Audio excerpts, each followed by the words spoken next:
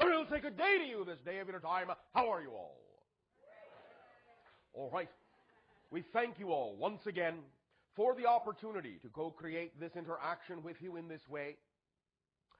For us, it is always a gift of sharing that also creates a bridge and a link between our respective realities and forms, through that link, a new third reality in which we can, every day, more and more, in every way, become closer and closer and closer.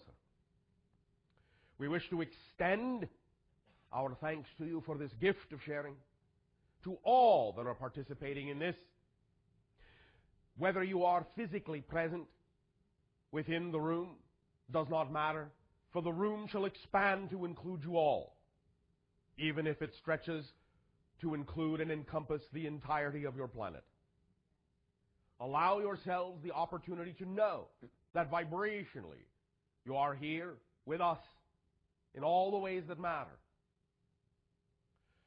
We would thus then like to begin this issue of a matter of faith and reminding you that we are exploring together the idea of going beyond faith into knowingness, which is a far more powerful state, without in any way, shape, or form diminishing how faith may have served you in the past.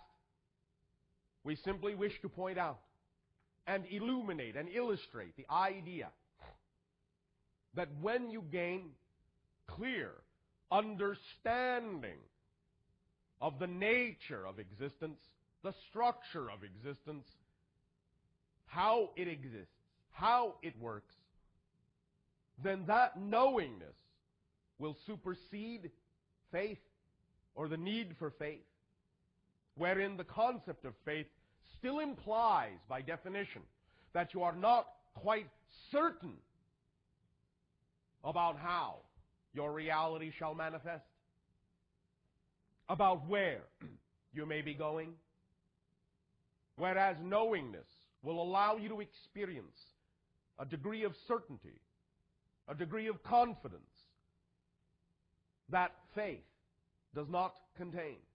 Faith, as we have said, still being based on the idea of belief,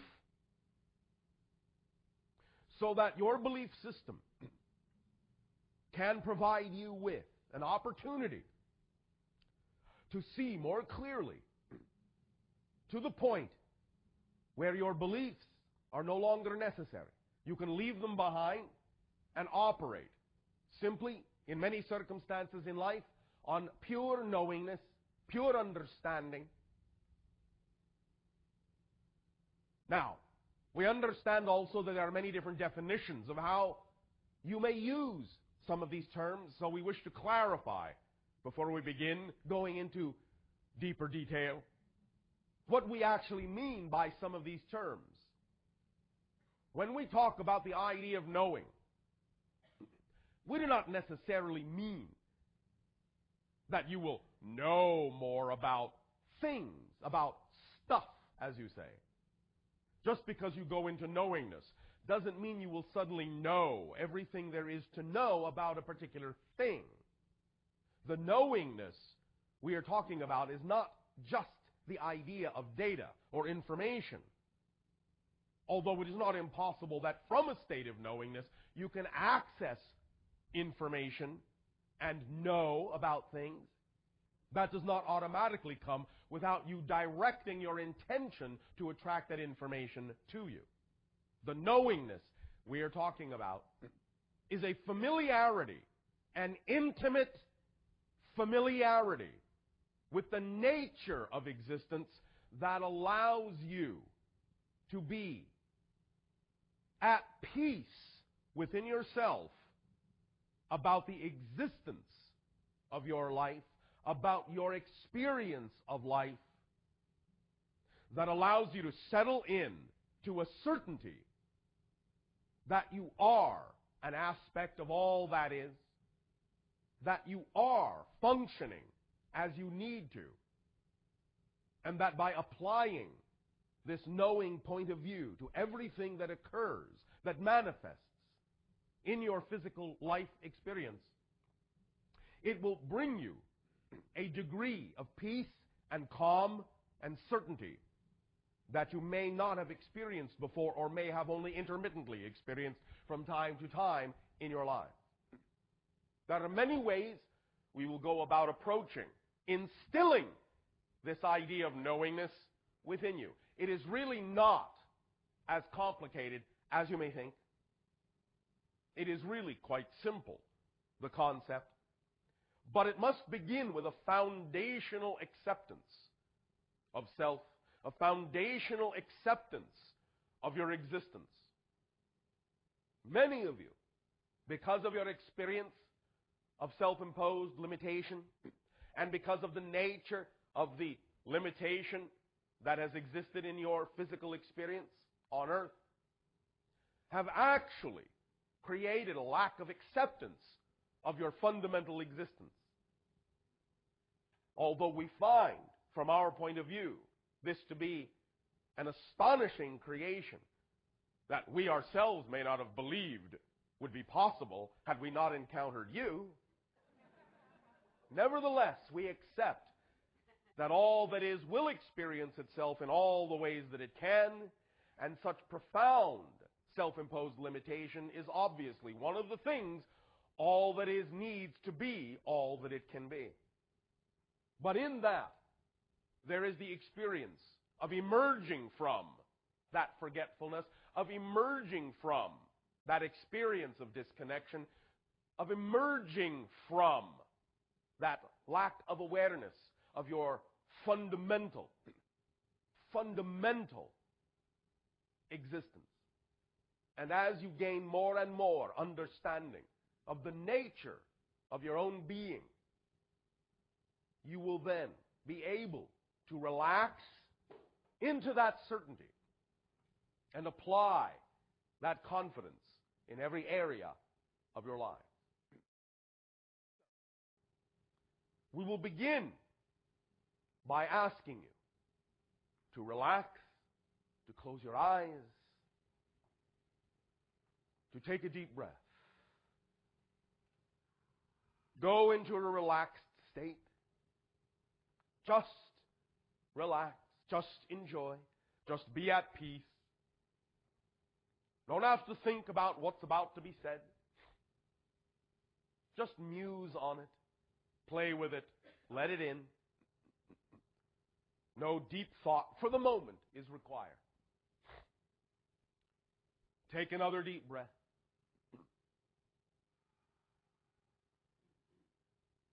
And a third deep breath. Become calm, at ease, at peace. No worries, no struggles, no stress, no strife, no obstacles, no problems. These are things that are outside of the reality you are now in. These are the things that do not relate, that do not belong, that are not part of the definition of the reality vibration you are creating now, of the state of being you are manifesting now. This is a primary state, the state of your existence itself. Now, in this state, all you need to focus on is this. All you need to be aware of is this. You exist. That's it. You exist. Just focus on the fact, the absolute fact that you exist. That's all. Nothing more complicated than that. Just feel your existence and appreciate your existence. Feel how good it is to exist, to be alive, to be aware of anything at all. How astonishing it is that you are aware of yourself, that you have an existence, that you are a part of existence itself, that you are an aspect, a reflection of all that is. Just feel your existence.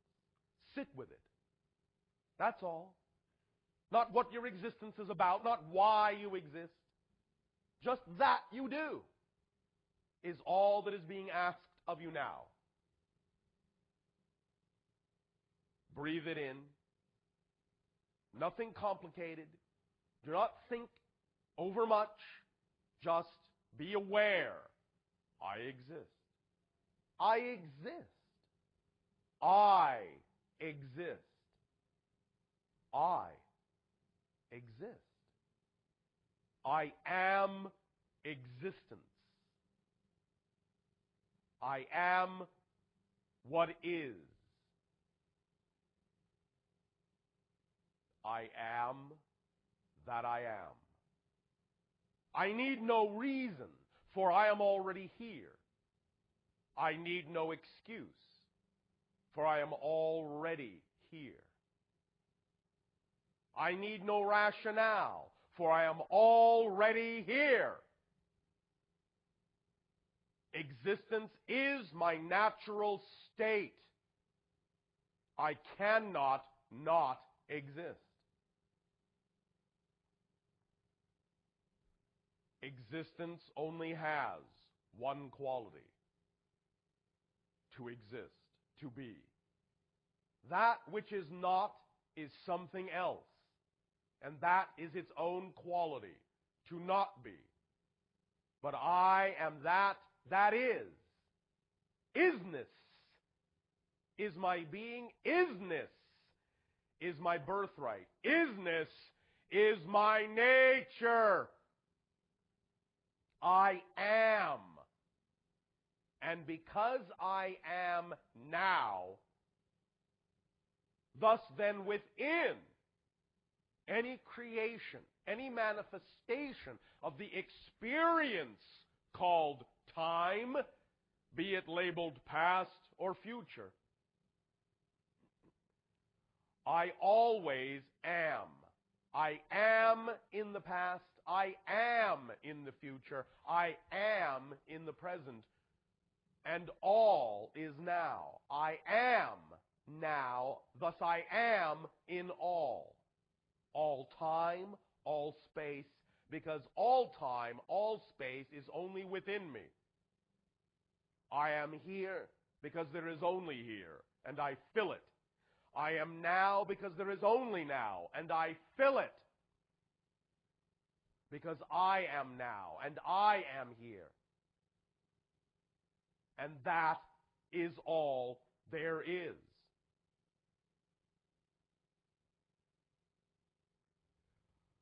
Isness is my fundamental nature. I am. That is a fact. You know that is a fact. This is the certainty of knowing. All you have to do, anytime you may believe, anytime you may feel that you do not know, all you have to do is stop and remember. What I do know is that I am. This is unquestionable. For if it were not so, there would be no me to realize it. There would be no me to ask the question. There would be no me to be in doubt. There would be no me to be confused. I exist. That is the degree of certainty knowingness provides. That is the state of being knowingness is. It is as simple and profound as the statement, I am. There is no questioning it. There is no doubt about it, even though you may choose to doubt it. You can experience the idea of doubt, but the only way you can do that is by existing. Therefore, the existence is not in question, ever. Or there would be no question, ever. Allow yourself to feel the absolute, unquestionable certainty that you exist. Say, I am. I am. There is absolute knowing in this statement. It is to this degree that all knowing must be experienced for it to have the same effect in manifesting in your life. So all the things you say you know, all the things you think you know, all the things you would like to know are so, must have the same quality, the same state of being of knowingness as what you are experiencing right now, with the understanding, the simple awareness and recognition that you exist. It all comes down to that. I am. That degree of unquestionability is what is required to be in the state of knowingness. But it's easy to create that by simply always going to the first principle. I exist. I am. There is no question. I am. In that moment, and in this moment, you are in a state of knowing. Feel that certainty. Feel how that degree of absolute certainty feels, because that is what you want to bring to bear to all situations in your life. Whether there is empirical knowledge or understanding about what's going on in your life in terms of the details is not the issue. It is the degree of knowingness that your life is unfolding to your benefit as an expression of your true nature is all that is required for absolute knowingness and for the quality of knowingness to begin to infuse itself into every single act and every single moment and every single thought and feeling and belief in your consciousness. You want to bring knowingness to bear in all aspects of your life. And even when, and even if, you experience the idea of fear, and you experience the idea of doubt, go back at that moment, to this moment, to a state of absolute knowingness. I am. There is no question in that state. There is no doubt in that state. There is only absolute being in that state, in this state, here, now. Rekindle that state. Realign that state within you. I am. 2 words are all that is required to bring you to that state. Because when you realize that you exist, unquestionably, that is what you want to draw from and apply to every other situation and circumstance in your life. Take a deep breath.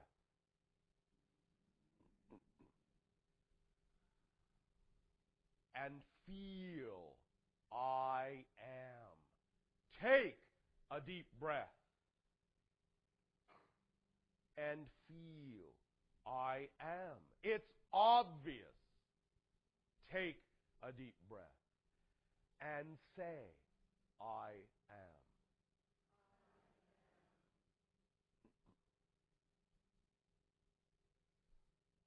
Relax.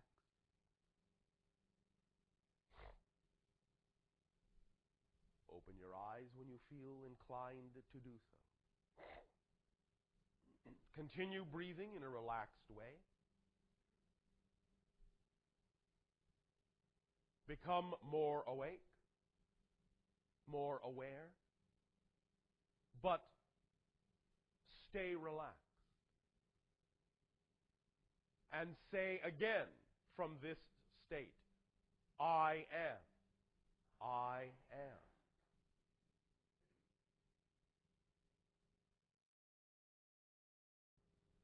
Now, that state, this state, is all knowingness is. Faith can bring you there as a springboard. But knowingness, shall we say, is the great equalizer. It will supersede every other state immediately when you allow yourself to simply remember, I am. And that you recognize in that state, there is no question about that, all other questions in that moment will dissolve. You will go back to zero, back to now, back to here. And then from there, look at whatever situation you were experiencing before. From this state, look at the situation. You will begin to see it differently. It will change your perspective. And you will see the illusion you were in. States of knowingness allow you to perceive more clearly any state of illusion you may have been under. So anytime you feel fear, doubt, confused, stressed, struggling, striving, at odds, sad, remember, I am. And from that state, without question, look again at the circumstance from an attached, detached point of view. And understand the illusion that was there, that is no longer there. We will, during this encounter, demonstrate a few other ways to lock in the idea of this knowingness. For it is really easy to create, very simple to create. And there are many, many ways to arrive at this state, because all paths lead here. All paths lead here and now. Because there is no when else, there is nowhere else. You can come here quickly, you can come here slowly. We are talking about ideas now that will allow you to experience a quick transition to this state of knowingness, so that you can come from here when you observe anything else you have done. Come from the power of the illusion and look at the illusion of power you were under before, and see it for the illusion it was. Now, let's have 2 volunteers. You. Come up.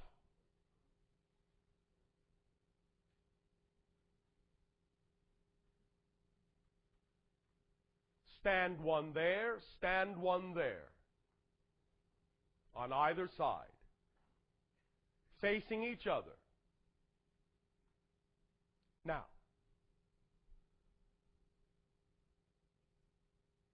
does anyone have a piece of paper? Please provide one piece of paper. Does anyone have a writing implement? All right. Someone take the piece of paper. At the top of one side of the piece of paper, make a large dot.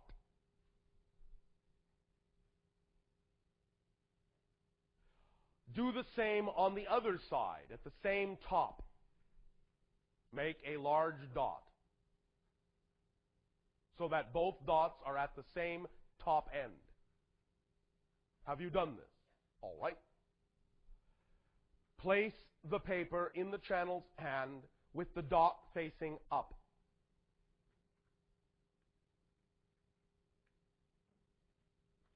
Is the dot up? With the dot up. Thank you. Is the dot up? Can the two volunteers see the dots on their respective sides of the paper?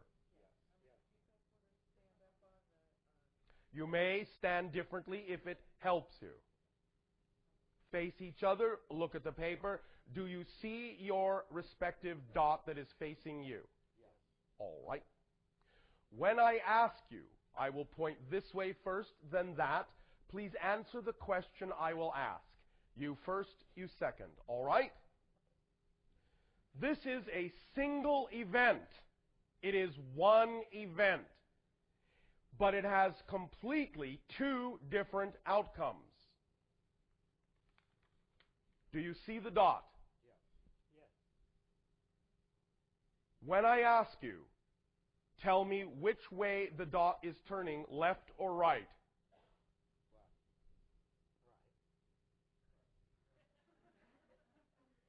Once more, out loud. When I ask you, tell me, left or right, which way is the dot turning? Right.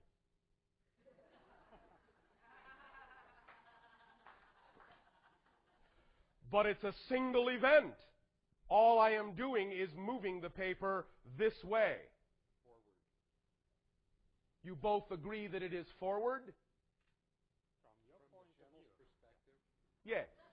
But from your perspective, it is moving left.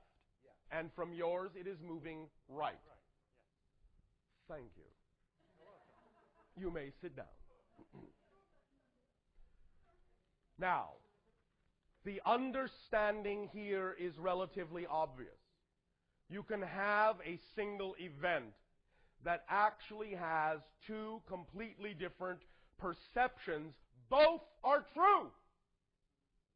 Both are true, depending on your perspective.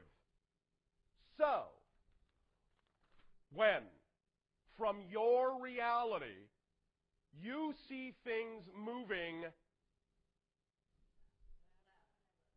we see things moving right.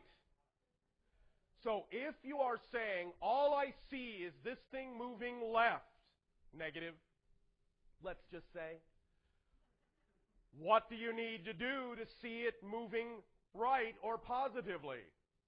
Look at it from our point of view. That's all you need to do. It's that simple. Change your perspective, you change the outcome. Either and both are true. It's just a matter of what you prefer to experience. We prefer to look at the paper from this side. That's all there is to it. And as soon as you decide to look at the paper from the same point of view that we are sharing with you, you will see the same reality we do, even if the event hasn't changed. I am still moving the paper this way. But you will always only see it going to the left if you remain in that perspective. Likewise, if you change your perspective to our point of view, even when the event is the same, you can only see it moving to the right. No other perspective is possible from our point of view. No other effect is possible from our point of view. The only way you can see this dot moving to the left again is to go back to your other perspective. So anytime you see it moving left, that tells you I must be looking at it from that perspective. If I want to see it moving to the right, I have to change my perspective. Is this clear? This is now something you know. It's obvious, isn't it? So obvious you don't even question it, do you? Is that dot going to the left of Bashar? No, it's only going to look like it's going to the right to him. You don't even question it. It's obvious. That is knowingness. You understand the nature of this mechanism. It's clear to you. And as soon as you understand the nature of the mechanism, there is no more doubt. There is no more question. It just becomes completely and utterly obvious. Does it not? Did any doubt at all even enter your mind which way the dot was moving from my perspective? Why? It was obvious which way it was moving from my perspective, wasn't it? When you allow yourself to understand the laws as they exist, then the true mechanism as it exists with full understanding becomes obvious. There is no more question. There is no more doubt. You don't go, whoa, how is this supposed to happen? How is this supposed to work? It just becomes obvious to you. It becomes your nature. It becomes something you no longer question. It just becomes who you are. That is all it becomes. And you can, from that place, you can, from that position in life. What? Fly! Yes. You can fly wherever you wish to go, however you wish to go, because nature unfolds before you. Your nature unfolds before you in an obvious way. An obvious way.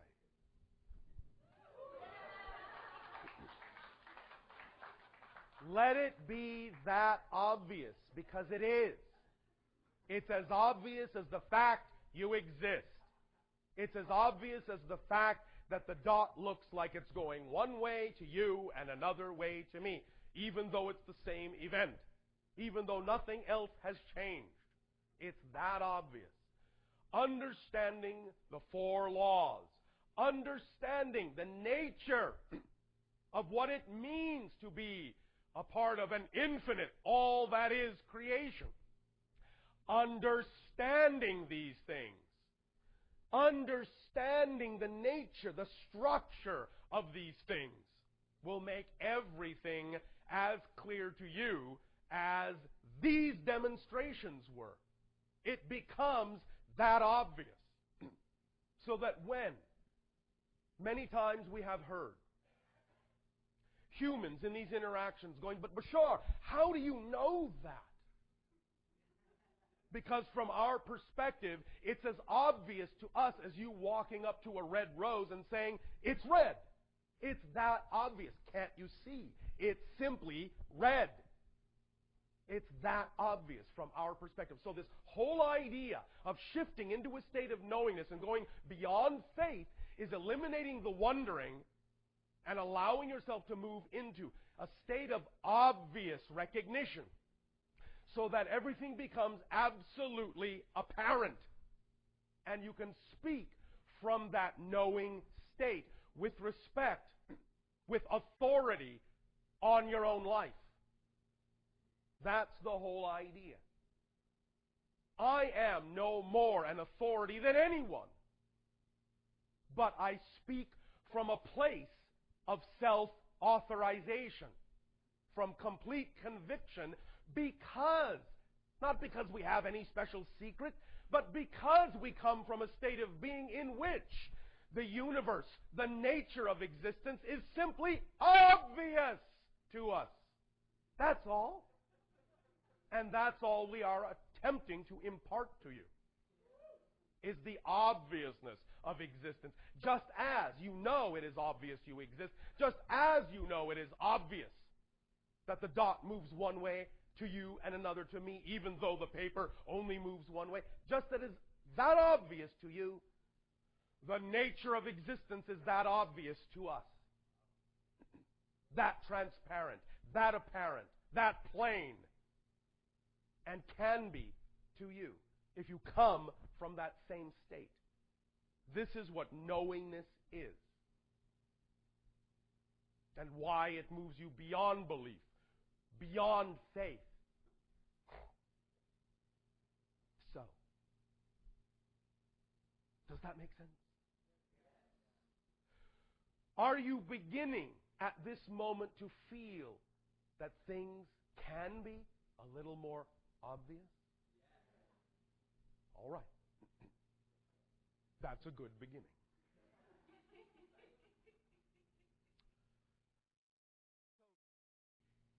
Let us review the four laws from this point of view. We have already begun with the first. You exist. When you understand this fully, it becomes automatically apparent, again, that there is only now, that time is an illusion, although the experience of it is real when you create it in your consciousness. But what that means is that relative to the concept of time, if you exist now, you always have and you always will. Because existence is the only quality you have in the now. And it's not that you did exist in the past or will exist in the future. You can say those things and experience it that way coming from within the illusion in your consciousness. But from the absolute state of knowingness, you would understand that you are the past. You are the future. That these things are in you. You are not in them. These are concepts within your consciousness. And that they exist here and now with you. Because you exist here and now. And that's all there is. So you are eternal. You are infinite. And please. Now, let us take a moment. Because again, this is something we have experienced from humans in our conversations over and over again. It seems that many of you do not really have a clear grasp on the dictionary definition of the word infinite. Or unconditional. Infinite means infinite. It means anything and everything that you can imagine must, by definition, exist somehow, somewhere, in some aspect of all that is. Anything and everything. Yes, we understand that various things may not be relevant to a local experience as you have created it. Nevertheless, it doesn't discount the fact that you are an aspect of an infinite existence. Infinite. Infinite. So if you exist now, which you obviously do, and if you are, in fact, an expression of an already existing infinite creation, you have, right here and right now, the ability to access that infinity in whatever way serves the idea you are creating yourself to be within the local experience. You have the ability to access anything that is relevant, everything that is relevant to the definition of your life as you have created it in your local experience of existence. But even though you may experience only what appears to be relevant for the theme of the life you have locally created, nevertheless, in that experience, you are still supported by the totality of infinity in order to have a local experience such as you are having. You have to be supported by an infinite existence. If it wasn't infinite, if it was closed, if it was exclusive to some concept, you couldn't experience your local reality at all. The only way you can actually have a localized experience is if it's supported by an infinity that allows for any experience to be had that you can imagine, somewhere, somehow. And you still, even within your localized experience, have the ability, with your imagination, to draw upon those other infinite experiences to whatever degree serves your localized one. It's called imagination. It's the doorway, it's the gateway to all of infinity, to be interpreted through your consciousness in whatever way serves you. But the point is that you know that in order to be able to do that, in order to have an imagination that can conjure up things that don't exist in your reality, that aren't immediately experienced in your reality, it means you're tapping into an infinity that supports your ability to have a local experience and still provides you with a window on the rest of infinity. That's a powerful window, more powerful than you have imagined with your imagination. The paradox is that you can actually also curtail how you use your imagination to make it seem as if your imagination is more limited than it is. But the only reason you can do that is because you can imagine it to be so. That's the paradox. And again, let it be obvious, as we have said, you are unconditionally loved so much that you are actually then allowed to think you're not unconditionally loved. That's how loved you are. If you understand the power of that paradox, again, more of the nature of the structure of existence will become apparent to you, obvious to you.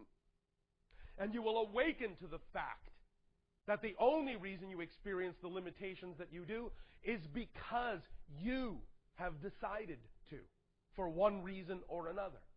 But when you come from a knowing state that you have done that, then it becomes obvious you can do something else. And being aware, just by itself, being aware of the fact that you can do something else is all that is necessary to give you permission to do something else. Because were it not so, existence would be conditional, and it's not. It's unconditional. So learn the definition of unconditional. It's not, yes, it's unconditional except for these conditions. You're the ones supplying the conditions, not existence. Existence is unconditional because it allows you unconditionally to supply conditions if you want. The only way that's possible is if existence itself is unconditional.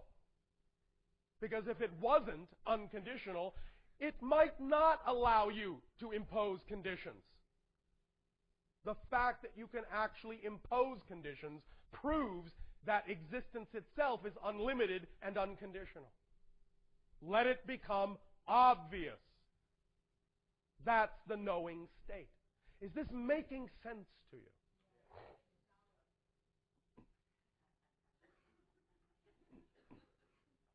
And so that is the first law in its fullness.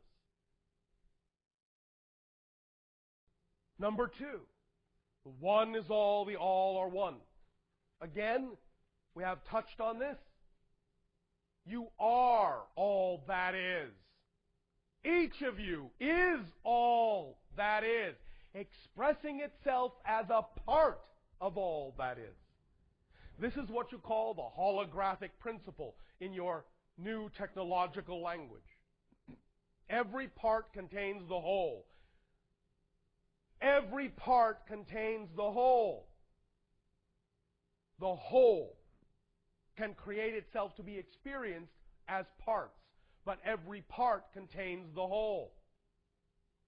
This was illustrated, as we have talked about before, in the past by a symbol called Indra's net, which is like looking at a lattice work of perfectly round reflective pearls.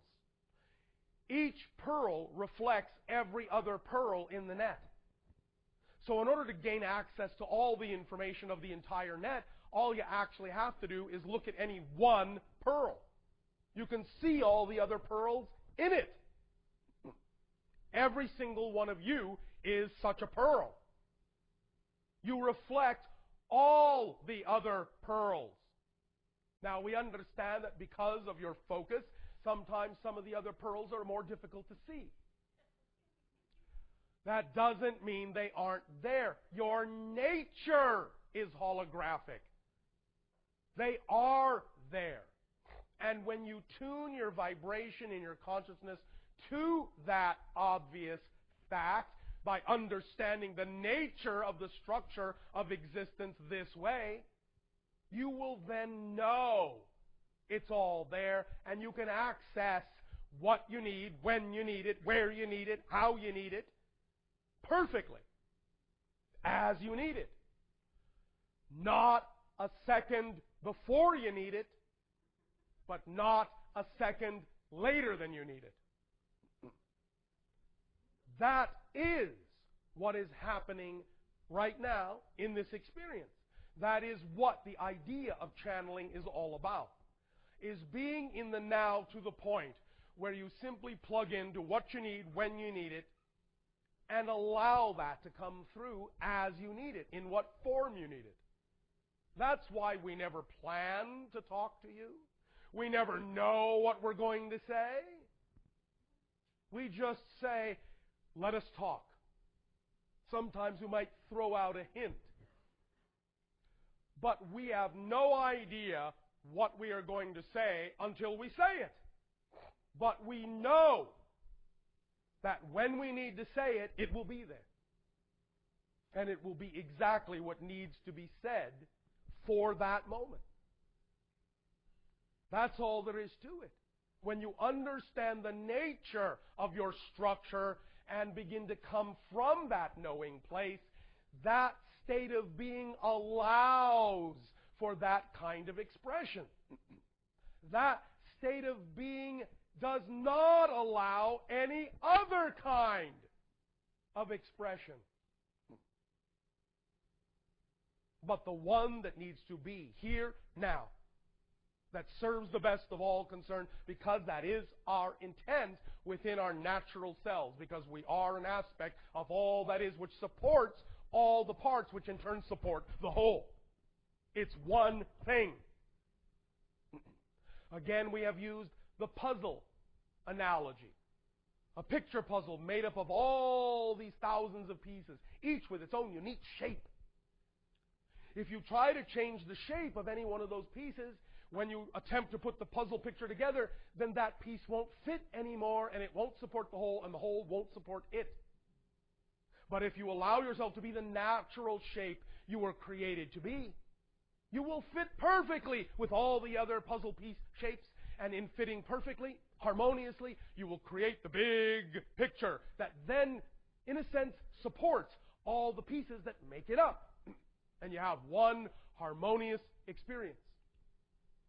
But if you think, I need to be this, I need to be that, and you are coming from the illusion instead of from a place of true knowing, then you do not fit.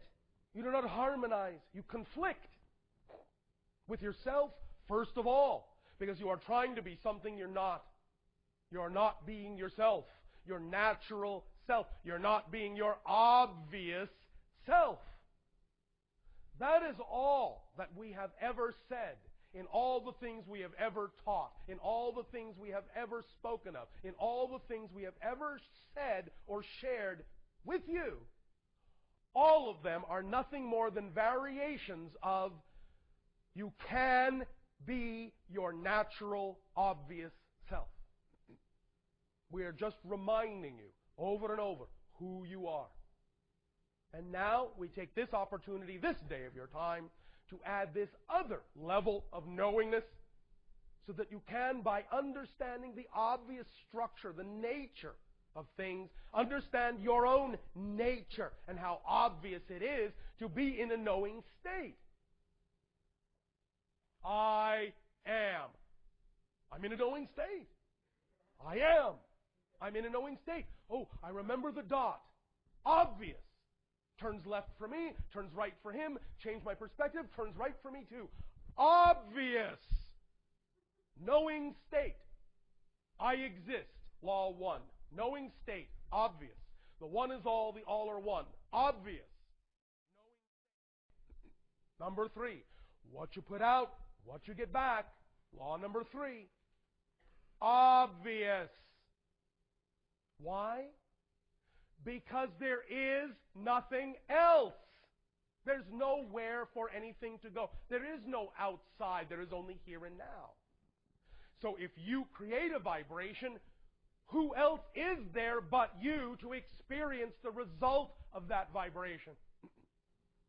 I understand you can create the illusion that you don't immediately experience the results, but that's just an illusion. It's just an experiential illusion. This is why, when you have heard people talk about the idea of near-death experience, going into spirit, communications from spirit, and they mention the idea of life review, where suddenly they experience the effect of everything they have done in life from the perspective of the people that were affected by their actions. They feel all the things those people felt, see all the things those people saw. All the people that were affected, all the beings that were affected by every action is then experienced in life review by the person that had the action, that did the action. Why? Not from punishment, but because there is no one else to experience those things. There is only you. The delay factor is only an illusion that makes it seem as if you're not those people. But you are those people. They are in each of you. So in life review, when the delay factor is removed, suddenly all the things you do, what you put out, is instantly there for you to experience from all the points of view that are now your point of view. Because you are one in that state. So it's your point of view.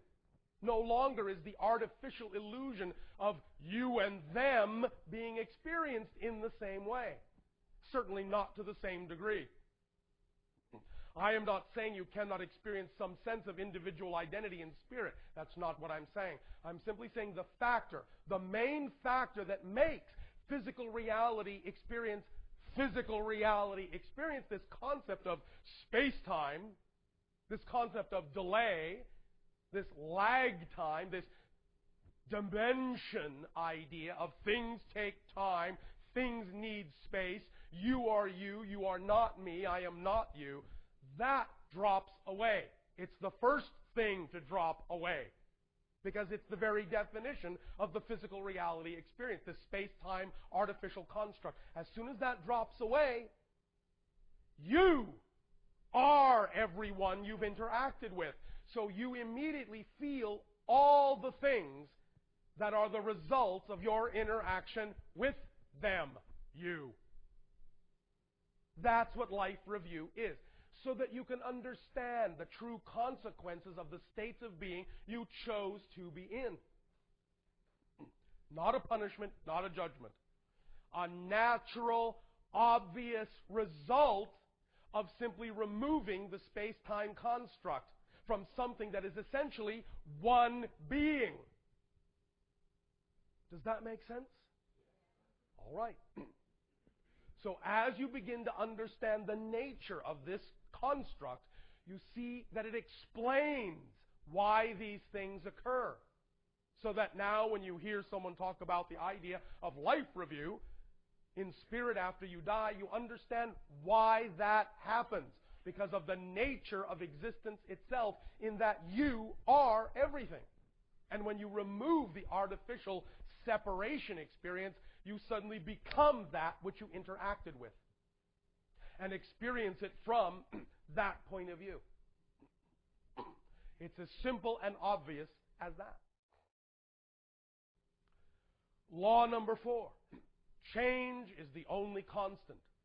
And even change changes into that which is stable and unchanging, which creates the first 3 laws which never change. So it's a complete cycle. Change. Change is obvious even to you. Everything changes. Or does it?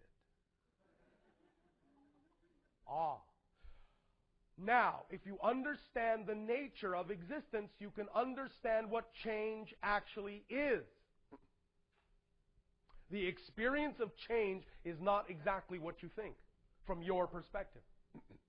If everything is here and now, that means you know what? Everything simultaneously coexists. Everything simultaneously coexists. And when I say everything, I not only mean every reality, I mean everything you perceive as a different moment already exists now, with the moment you're experiencing now. So how is change possible? If everything already exists, if every moment is like a frozen snapshot without the concept of time and space, how do you experience change in your consciousness? Simple. Again, it's a matter of shifting the frequency. It's a matter of shifting the perspective. What you call movement, what you call change, is simply an issue of you shifting your perspective and having a different point of view of the same now moment. That's all it is. That's all it is. You are simply seeing the same moment from different points of view with such a degree of rapidity, as you say, that it appears to be what you call movement through space and time from your perspective. But from our perspective, it doesn't look that way unless we want it to. From our perspective, everything is already there. Everything is already here. When we look at you, when we sense you, we see all of you. All of you now. What you call your past self, your present self, your future self, all of that is presented to us in one snapshot, like a holographic matrix, spread out like a deck of cards, all at once, like various frames on a film strip. All the frames are there for us at the same time, here and now. So when it appears like we are accessing, or anyone on your planet is accessing the future, the past, they're not. They're accessing different aspects of the now, because it's obvious in the same way it's obvious when you hold up a film strip and look at all the different frames. Oh, I can look at that frame. Oh, I can look at that frame. Because they're all here now. It's the same idea. And it's also why we know. What? Know what you are capable of. Because you're capable of it now. Because it exists now. We know what you are capable of knowing. Because from our perspective, you already know it. It's just that in this frame, you don't know you know it. But we do. And what we are doing today is designed to help you look at that frame where you know it. Now, yes, we are familiar with the understanding of the philosophy that true wisdom comes from when you know you don't know. I understand that. But that's slightly different than what we are talking about here. Because even when you know, the more you know, the more you don't know, you still allow yourself in the moment to know certain things. Even if it's only that you absolutely know that you don't know everything. Even that is a knowing. And it's that kind of knowing that we're talking about. The immediate, right here, right now, knowing of who you are, what you are, and how you can prefer to be. That is the knowingness we are discussing. The other knowingness is the knowingness of things that we were talking about at the beginning. That we know you don't always have to know. As sometimes people have asked us, Bashar, is there anything you don't know? Our answer is, I don't know. Because I am not being that being at this point. Of course there are things we don't know. But it doesn't matter, because in any given moment, what we need to know, we know. And we know we will know what we need to know in that moment. And whatever we don't know in that moment, we know we don't need to know. And that's the kind of knowing we are talking about. The difference between knowing that you know what you need to know and knowing that what you don't know, you don't need to know. Instead of worrying that you don't know something you need.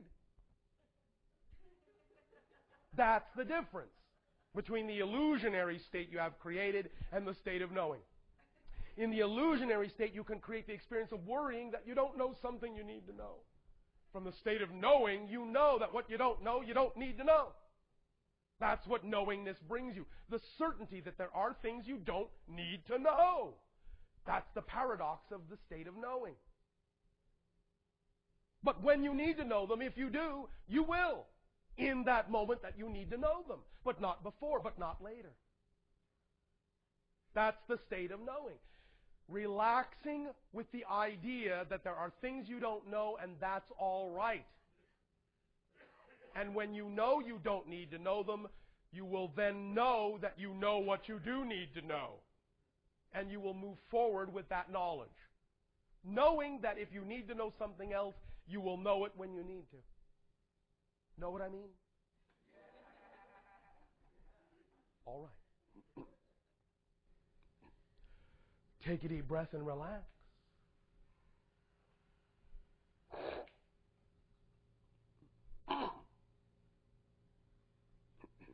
Take another deep breath and relax.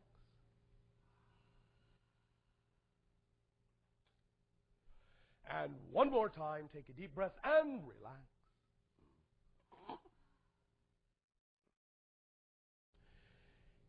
If you wish now, for a while, we may have sharing interaction. Hi, Bashar. And to you, good day. First of all, Raven asked me to send you her love. All right. Our love as well, in return. And for those who don't know, Bashar's birthday, Earth Day, is November 11th, so I'd like to wish you a happy pre-birthday. Thank you. And for those who are listening in who couldn't see it, I wanted to say how impressed I am that you were able to make a paper airplane with your eyes closed and to sail it out into the audience. So thank you for sharing that. You are, and with us, all at once, together making the plane. Thank you. And thank you so much for this weekend and for this information you're sharing, because it really resonates with me where I am in my life right now. And I feel I've come so far in the 23 years that I've been with you. All right. First of all, last time I interacted with you, I shared how I was driving a very old car and very nervous about it. Yes. And shortly thereafter, I was able to get a new car. All right. And I was able to manifest other material things in my life. Yes.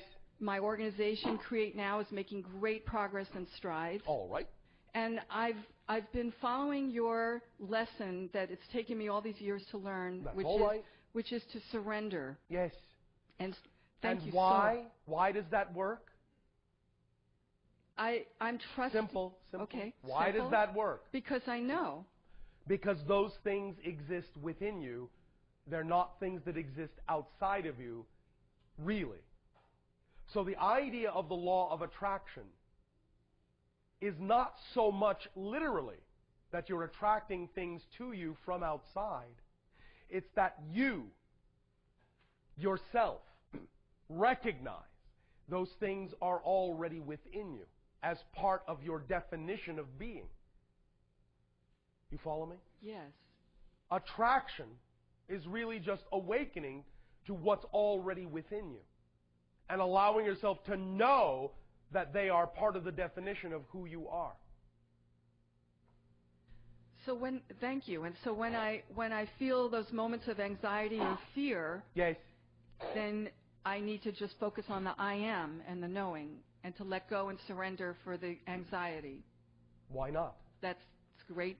That's great information, and I plan to use it. Oh, all right, but you don't even have to plan it. You just do it. I'm doing it. Thank you. Thank you so much. And I was also pleased that, over the years my friends have teased me that I'm always asking a million questions. And I didn't really have any compelling questions to ask you. I just felt I needed to share. As we have said, you do not need questions to communicate with us. You can always make statements if you wish. Thank you. Thank you. But last night we were discussing with Daryl, the channel, the idea of your relationship with him as a future self. Yes. And we had as a group a question about whether genetics are involved with that. Because you're a hybrid entity and a future self, are Daryl's genetics a part of you as well? Yes. And is there anything else you can elaborate on that? At the end of this transmission today, after your break, we have a little story surprise. Wonderful. Thank you so much. Thank you for the synchronous introduction. Hi, Bashar. And a you good day. At the beginning of the meditation, I was staring at the crystal before we closed our eyes, and I felt like I had this strong image talking about this knowing sense, and when you were mentioning about dropping the veil, and yes. Of the facets of the crystal being this representation of all of our parts and selves and thoughts and ideas. And I want to talk and take that knowing idea and talk about the idea of how you've often said that we can't really meet you, at least at this point, in person because we would feel fractured. And I feel like those two ideas are connected. Yes. And I got that strongly, and I got the idea, and when you mentioned the film frame about the focus, yes. I'm looking for a bridge here in terms of being able to be closer to being more cohesive and, I don't know how to say this, connected within myself, to be able to be closer to the idea of meeting you or people like you, or being my better self or my more whole self. All right. First of all, remember that what we have also already said is that many of you have actually physically already met us. You just don't remember. Physically. Not physically. Okay. Not in dreams. Do you remember when we talked about encountering the race we called the Thuk? Yes. And how their special quality was that as long as you were talking to them and facing them, everything seemed normal. But as soon as you turned away, you completely forgot you had had that conversation with them at all. Yes. Well, we have learned a thing or two from them. And so, part of the idea of slowly forming contact with all of you is that we are using that technique to actually appear to some of you physically, but then allow you to forget so that it doesn't interfere with your normal life, but at the same time, it's always there within your consciousness that you've actually already met us. So the more you start to remember that you have already met us, the more you allow your imagination to play with the fact that you've actually already met us, the sooner you will remember you have met us, and the sooner you will create the appropriate state in which to meet us again without forgetting. Because it's already happened. Does that make sense? Yes. But? Okay, I get it. Are you sure? I'm here. Yeah, I'm here. Can you play with that? I can. All right. So play with the fact in your imagination. Let a picture unwind, if you wish to use the word imagine or pretend. An actual encounter where you really have met us face to face. Imagine it. Doesn't matter if it's absolutely, literally accurate, according to how it actually did happen. Use that as a symbol to garner the energy of the encounter. And as soon as you start playing with that, little bit at a time, in those imaginary scenarios, when you imagine them in a relaxed state, little bits of them will start to come to life. Little bits of those pictures in your mind, those encounters, as they play out in your imagination, will suddenly take on a life of their own. For example, you might suddenly see an image of us turn and look at you in a way you didn't imagine. And you will suddenly recognize that you're actually remembering part of the actual encounter. It will have a realistic quality to it, a lucid quality to it. If you're a little bit taken aback by that at the moment, it's all right. Because it may appear that suddenly your own imagination is not under your control. But it is. It's just that you are allowing bits and pieces of that recollection to come to life again. And suddenly the reality will supersede whatever symbol you've created in your imagination, no matter how realistic it may appear. It will take on a dimensional quality of actual life. And in that snippet, in that moment, in that fraction of an instant, you will see the true life in our eyes, and you will know that the encounter was real. And the more you do that, the more real it will become, until such time as there is no difference between what is unfolding in your imagination and suddenly, out of that state, out of that imagining, one day, you will blink and think you're coming out of your imagination, but we will still be standing in front of you. And you will realize we have arrived. I see. Now, does that help? Yes. Thank you. Thank you. I will add one more bit of information we have not been allowed to share with you until now. As we have said, we will not be the first hybrid species to interact with you openly. The first will be those that are more representative of the immediate time frame closer to yours that represents the creation of the hybrid children from your own genetics, your own family coming back.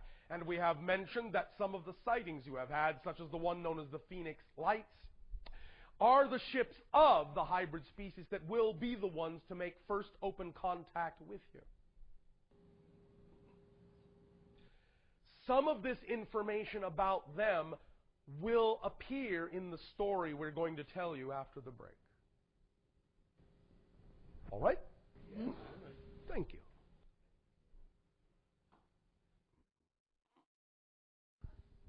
Hello, Bashar. And you good day. I would like to talk a little bit about what you said before. Thank you very much for this sharing. You are welcome. Is it when I settle myself, identify myself, not as any kind of physical or psychological form, but a field of consciousness? Yes. It's doesn't matter what kind of experience. No.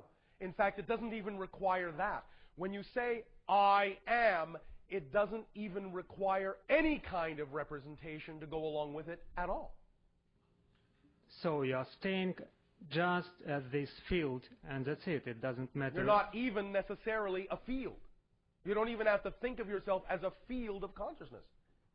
You are literally the 0 point. I am. It doesn't even have to be represented as a field. A field is a secondary manifestation. 0 point doesn't experience itself as a manifestation of anything other than its own existence. So in a sense, it's closer to non-existence, to the... It is as close as possible as you can come to the concept of non-existence. Because you cannot become non-existent. But it's as close as you can get within existence, yes. Okay. It is the very zero moment of existence itself, the very essence of existence itself, the I am realization. Okay. Does that help? Yes. Thank you. And another question, you Yes. told that in spirit you can have some kind of individual Yes, of course. conscious existence. So is it individuality in the sense of 0 point, or it's something different? No, it's something different. You can have more access, in that sense, more easily without the space-time construct to the 0 point experience, but you can also very easily manipulate and make malleable your own identity in a variety of ways. It's that you can still have identity, but your identity is much more flexible than you allow for in physical reality. Does that make sense? Yes. Thank you. Thank you very much. Hello, Bashar. And to you, good day. Thank you. In listening to your description of holographic images, Yes. I would very much appreciate a feedback or any sort of giving of information that you could lend to me in helping me to, at this point in my life, determine the pivotal nature of where I am taking my set of gifts and talents, which I have been developing. Which And are what? I feel very closely connected with children, Yes. with music, All right. with dance. All right. These things are representative of your passions? Yes, indeed. And thus then automatically by definition, obviously, representative of your true nature? Yes. So then where in your imagination do you wish to take them? How in your imagination do you wish to express them? How in your imagination do you see yourself expressing these things? I see myself allowing those who I contact to become more and more of themselves and to become more and more transformed. All right. through- So what do you see yourself doing that would allow them the opportunity to choose to allow themselves to become more and more of themselves? What do you actually describe and define as the behavior, the actual actions you see yourself doing in your imagination that will allow others to be able to do this? I see myself throwing up my hands with children, dancing freely, Yes. expressing joy, All and right. Anything else? I see video documentation. All right. Are these things you have begun to actually do? In certain senses. Are there ways in which you would like to do them more passionately, more fully, more creatively? Absolutely. Will you do them? Is there anything stopping you from doing them? I don't think there is anything stopping me. I would just, I think it's a matter of development. A matter of development. Which means what? Which means that little by little, I think. How little? By how little? I think that's up to me, I guess. Yes! It can be this little, it can be this little, it can be this little, it can be this little, it can be this little, it can be this little. Or it can be this big. It's up to you. Completely up to you based on your ability to believe what you are ready to process, what you are ready to see, what you are ready to learn, what you're ready to know about yourself. Which brings us to another aspect of knowing, because when you come from a state of knowing and you look at all the situations in your life from a state of knowing, you're going to know a lot more about yourself as well. Being willing to let it be all right to know a lot more about yourself and see the illusions you have been creating for yourself is part and parcel of your ability to use knowingness effectively. So when you go through your process, little by little, lot by lot, however you choose to develop, you can then take to heart that what your state of knowingness brings you about yourself is also equally important for you to achieve even greater states of knowing. You follow? I do. But don't hesitate. Do what you see in your imagination as best as your belief system will allow. Because that's the only way you're going to be that person, is by copying her. Copying the her you see in your imagination, doing the things you say you would like to do. As passionately as you see her doing them, do them that way. That's what she's for. To show you how to be that person.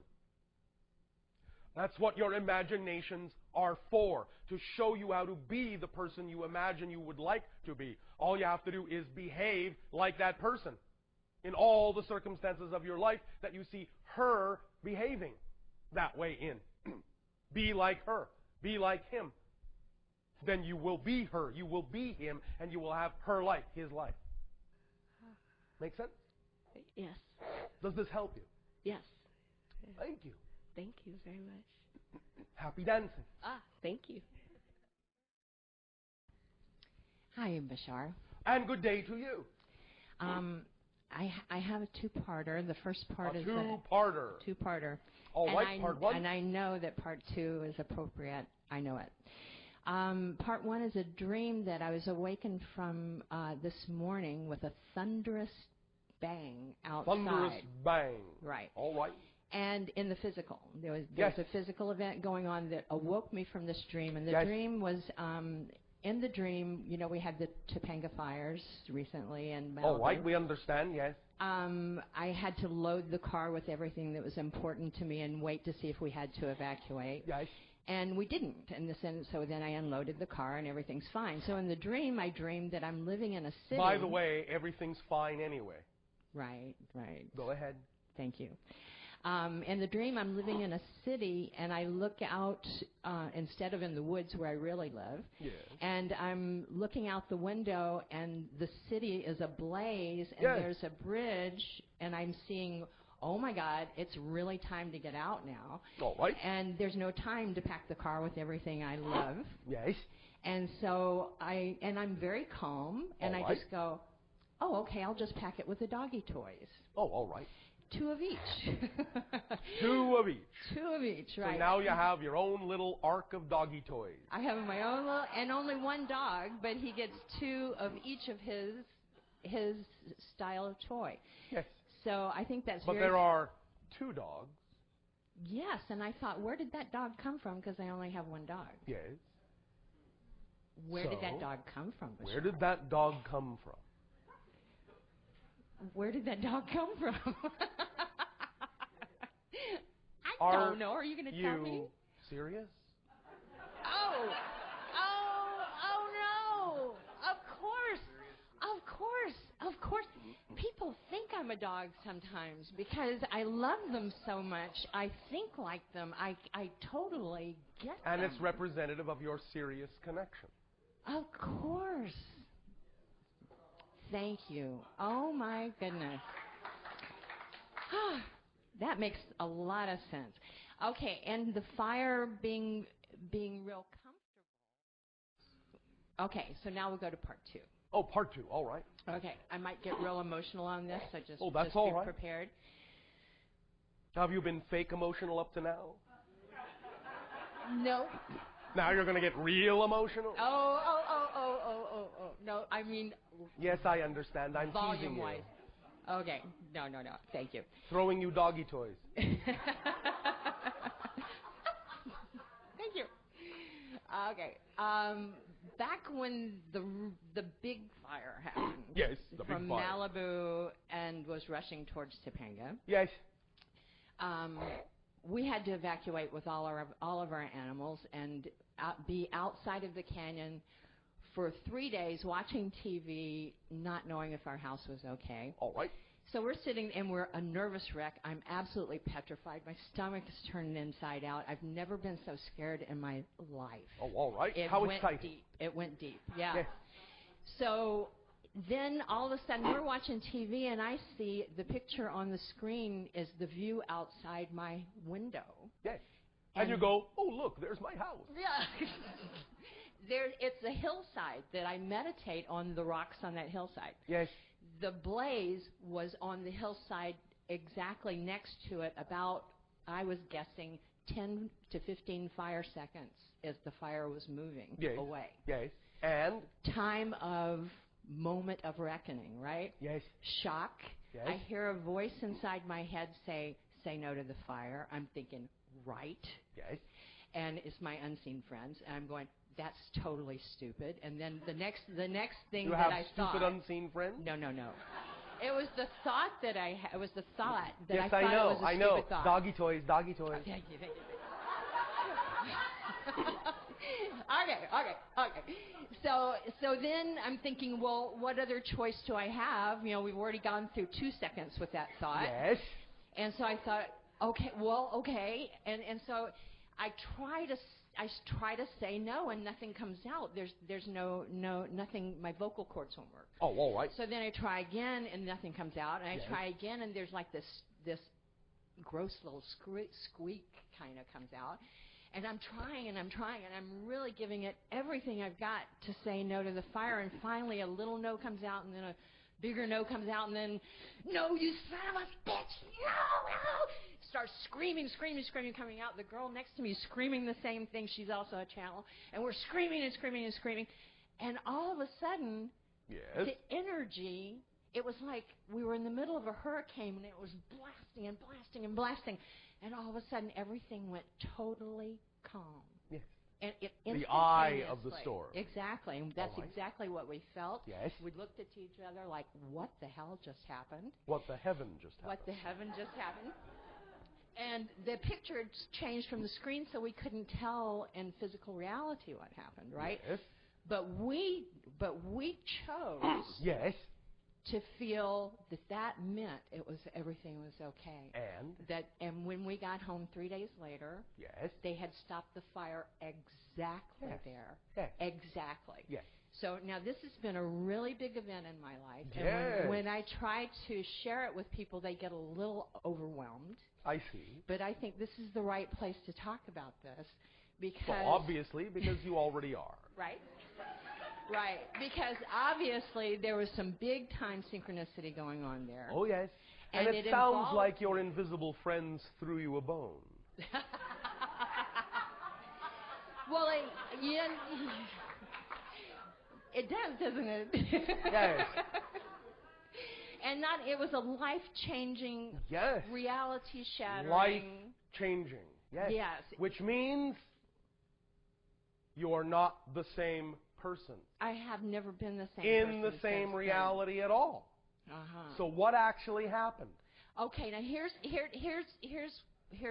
what I came up with. Yes. And with some help from Tora, yes, came up with, but she didn't give me the whole thing. He didn't give me the whole thing. Understood. Okay. Because there's this outside reality occurring. There is? Well, I'm not going to be able to get through this without you bumping me, are you? Okay. All right. Do you want me to relax the leash a little bit? A tad, yes. All right. Go ahead, run around. Chase your tail for a while.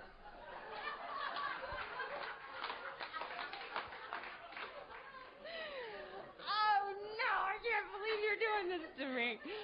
Okay. Where was I? Okay, why? Fetch. Why?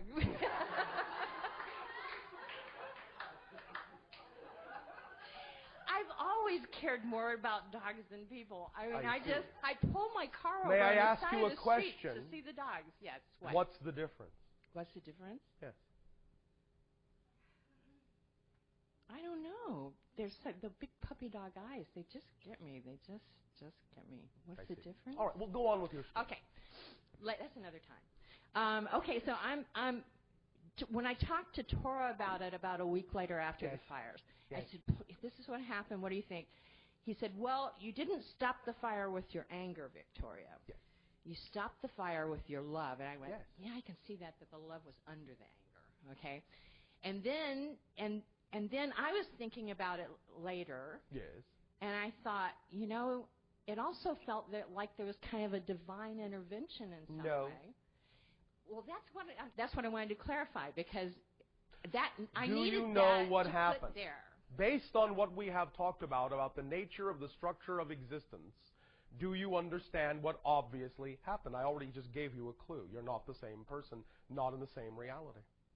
I changed that reality because I chose. No. Wait. You didn't change the reality. You shifted to another one, representative of your preferential state of being. You tunneled through, with your energy, that eye of the storm feeling was literally you tunneling through, shifting your frequency from one reality to another that simultaneously coexist, parallel reality.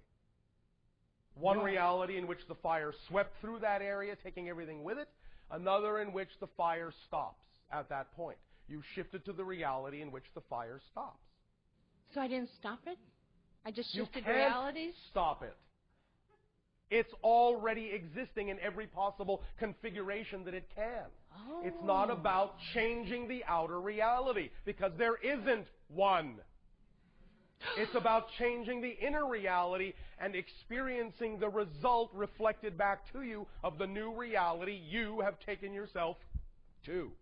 So all that emotion that was going on in me, that was the turmoil and the terrifiedness of the 3 days, Yes. and the trying to then access my vocal cords, Yes. and having such difficulty doing that, Yes. was a physical part of shifting that. Yes. Yes! Cool! Yes. Cool! Remember, we have talked about the idea that oftentimes shifting from one dimension to another will actually experience a little bit of what you might call temporary paralysis, because you're attempting to still work in one dimension when you're no longer there. So as soon as you hit the eye of the storm, you were free. In that sense, you had made the shift. You were now working in a new dimension, a new parallel reality, where you had finally let go of all the things that belonged in the old reality that no longer work. And then you could speak. And then the experience of the fires got less each time. Yes. Even in the dream. In the dream Yes. state, it got Yes. less. Yes. Even As though it you was shift right your outside realities the in window. that direction, that can be one result. Yes. But then it has more to it than that. Because Well, of it's course. not just fires. No. It's everything. It's But everything. that's your focus. That's what you're using as your transformational crucible symbol. Which is what fire is. Yes. Right. Does this help? Yeah.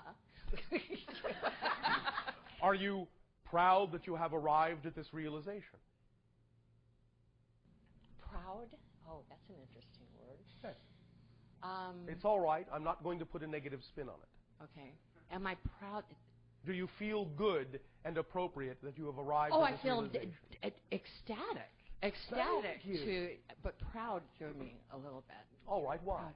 Why? Yes. Because I'm kind of been taught that proud is not really a good emotion to have. I see. You think it comes with arrogance and negative ego. Yeah. It can. Yeah. It doesn't have to.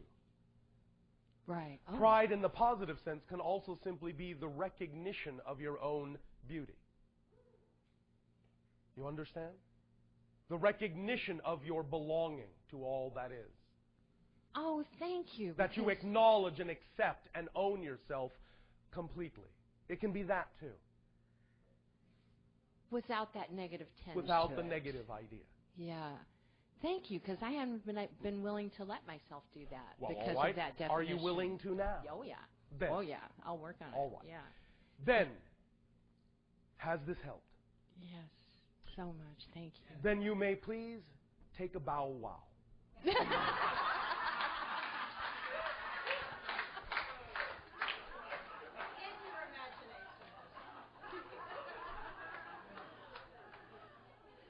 Well, you can say it however you wish. Bow, wow.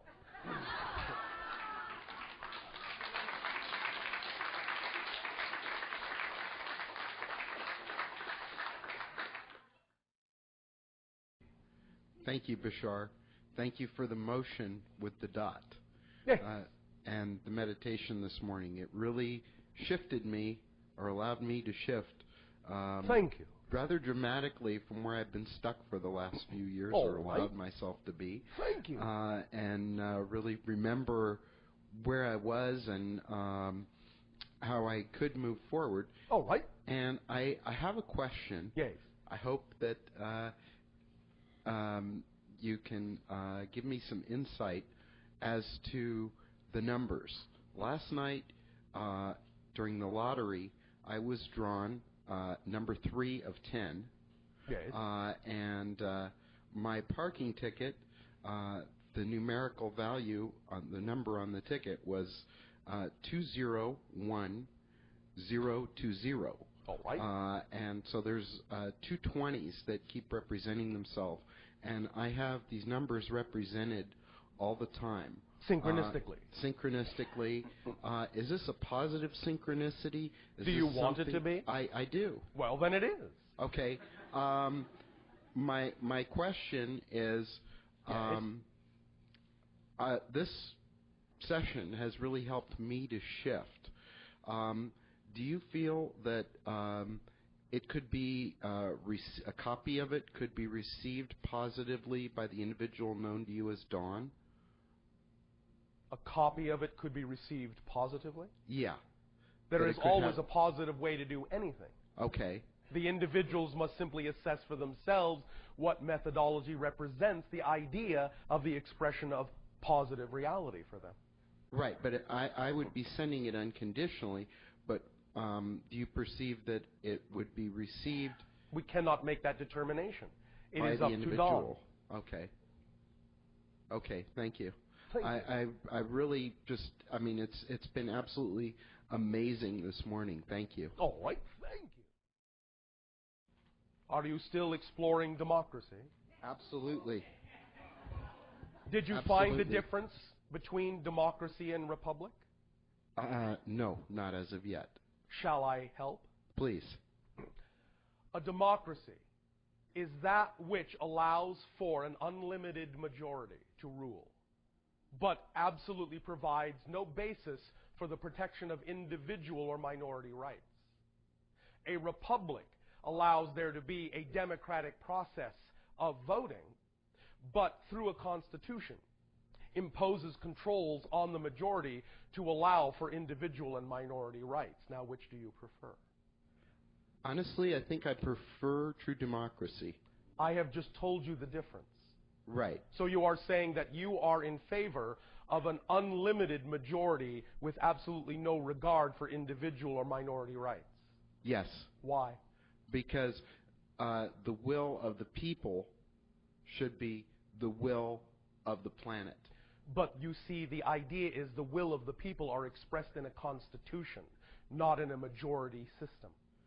Well, if the Constitution were upheld, then that might make sense. That's but the key. Since the Constitution That's isn't upheld the under the key. Republic, then the Republic No. isn't working. The Republic doesn't work when it is replaced by a pure majority democracy.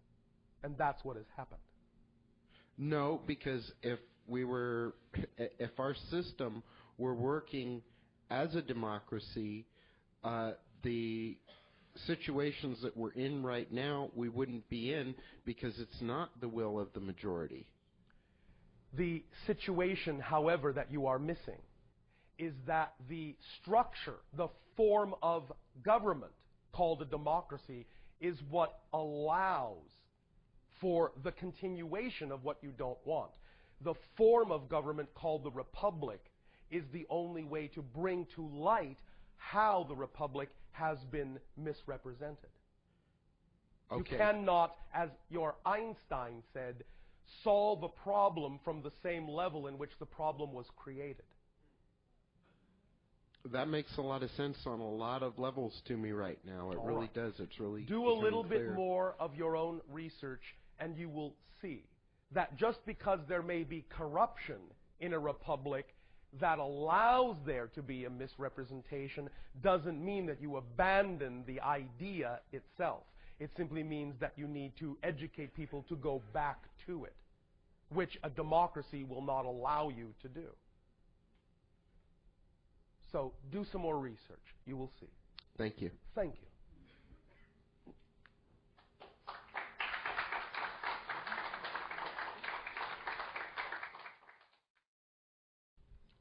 Hello and good day, Bashar. And to you, good day. Thank you. I just want to tell my experience, see what you... Speak up and be bold so that all may hear what you have to share. In 2004, Yes. I think I was in Baton Rouge, Louisiana around then. You think? No, I was. All right. You are en route to? No, I wasn't en route. I was at work, actually. You were at work? Yeah. All right.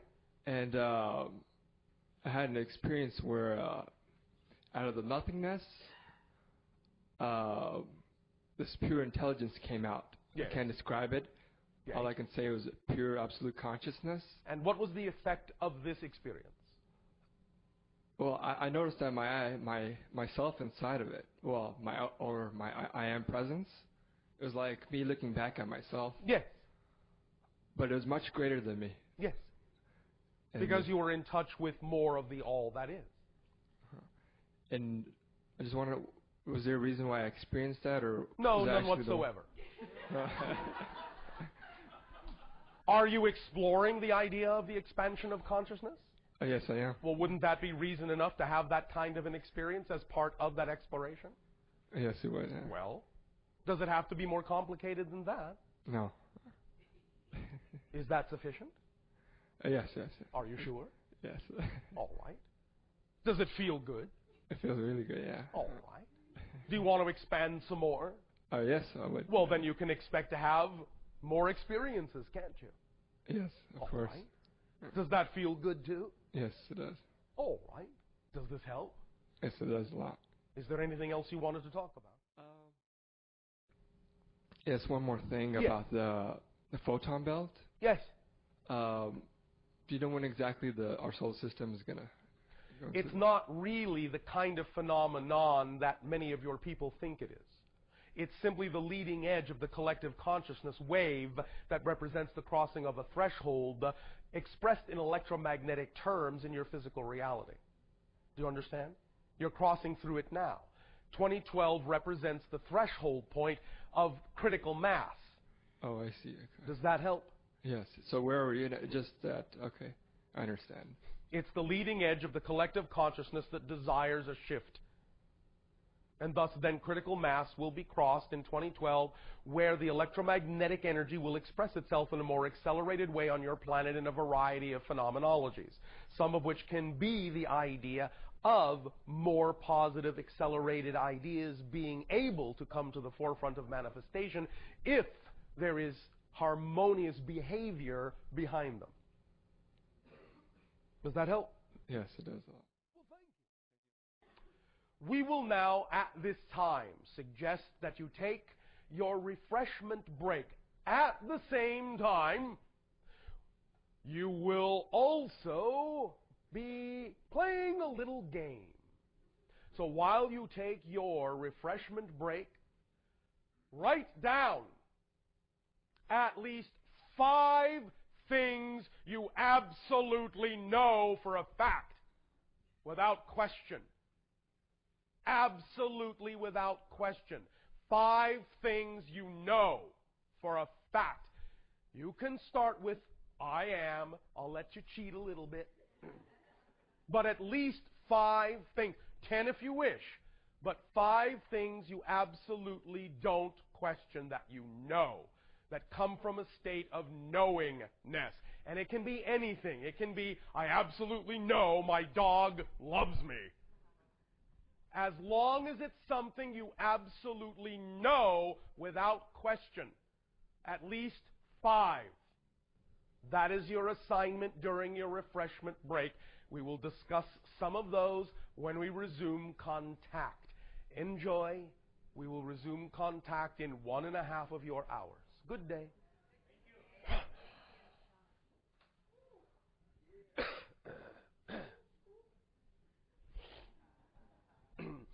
How's it going?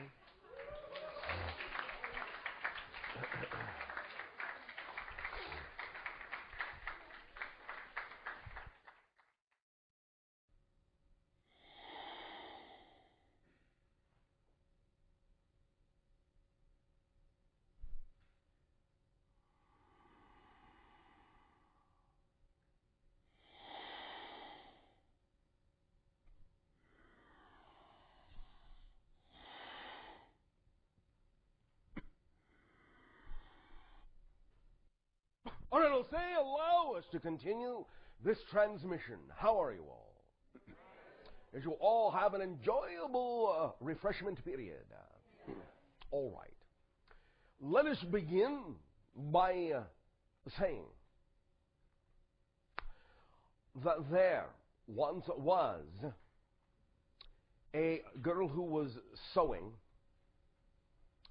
some seeds that then began growing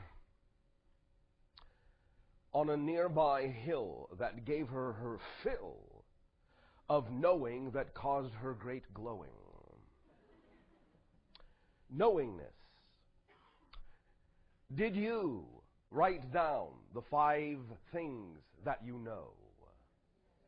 Is there anyone who would like to begin sharing? All right. What do you know for sure? Begin. What do you know for certain? I know that there is a connection to dawn which I cannot, beyond what I can see. All right. Number 1. Number 2. Number 2, I know that telepathy and deep nonverbal communication exists within me and some of those people and birds to which I interact. All right. Number 3. I know that I am. All right. Anything else? Yes. I know that something is happening with regard to manifestations of numbers and names. All right. And I don't know. I did not ask you what you didn't know. I do know that. I do know that All right. much. What else do you know? I know that which I have doubts of become more transparent when interacting with Bashar. All right. All that said, if that is what you know, all else at this moment is supposition.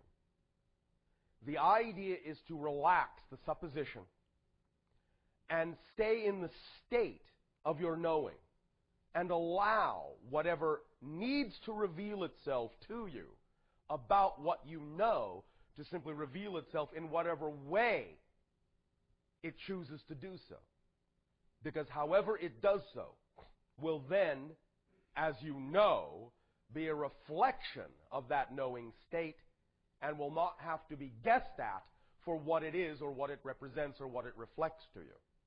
When you stick simply, first and foremost, with what you know and take the guesswork out of it and do not ponder what you don't know, you can then be assured, you can then also know that whatever represents itself to you, whatever manifests to you, whatever is reflected to you, will be a product of that knowing state, even if it comes in a form you did not expect or imagine would happen.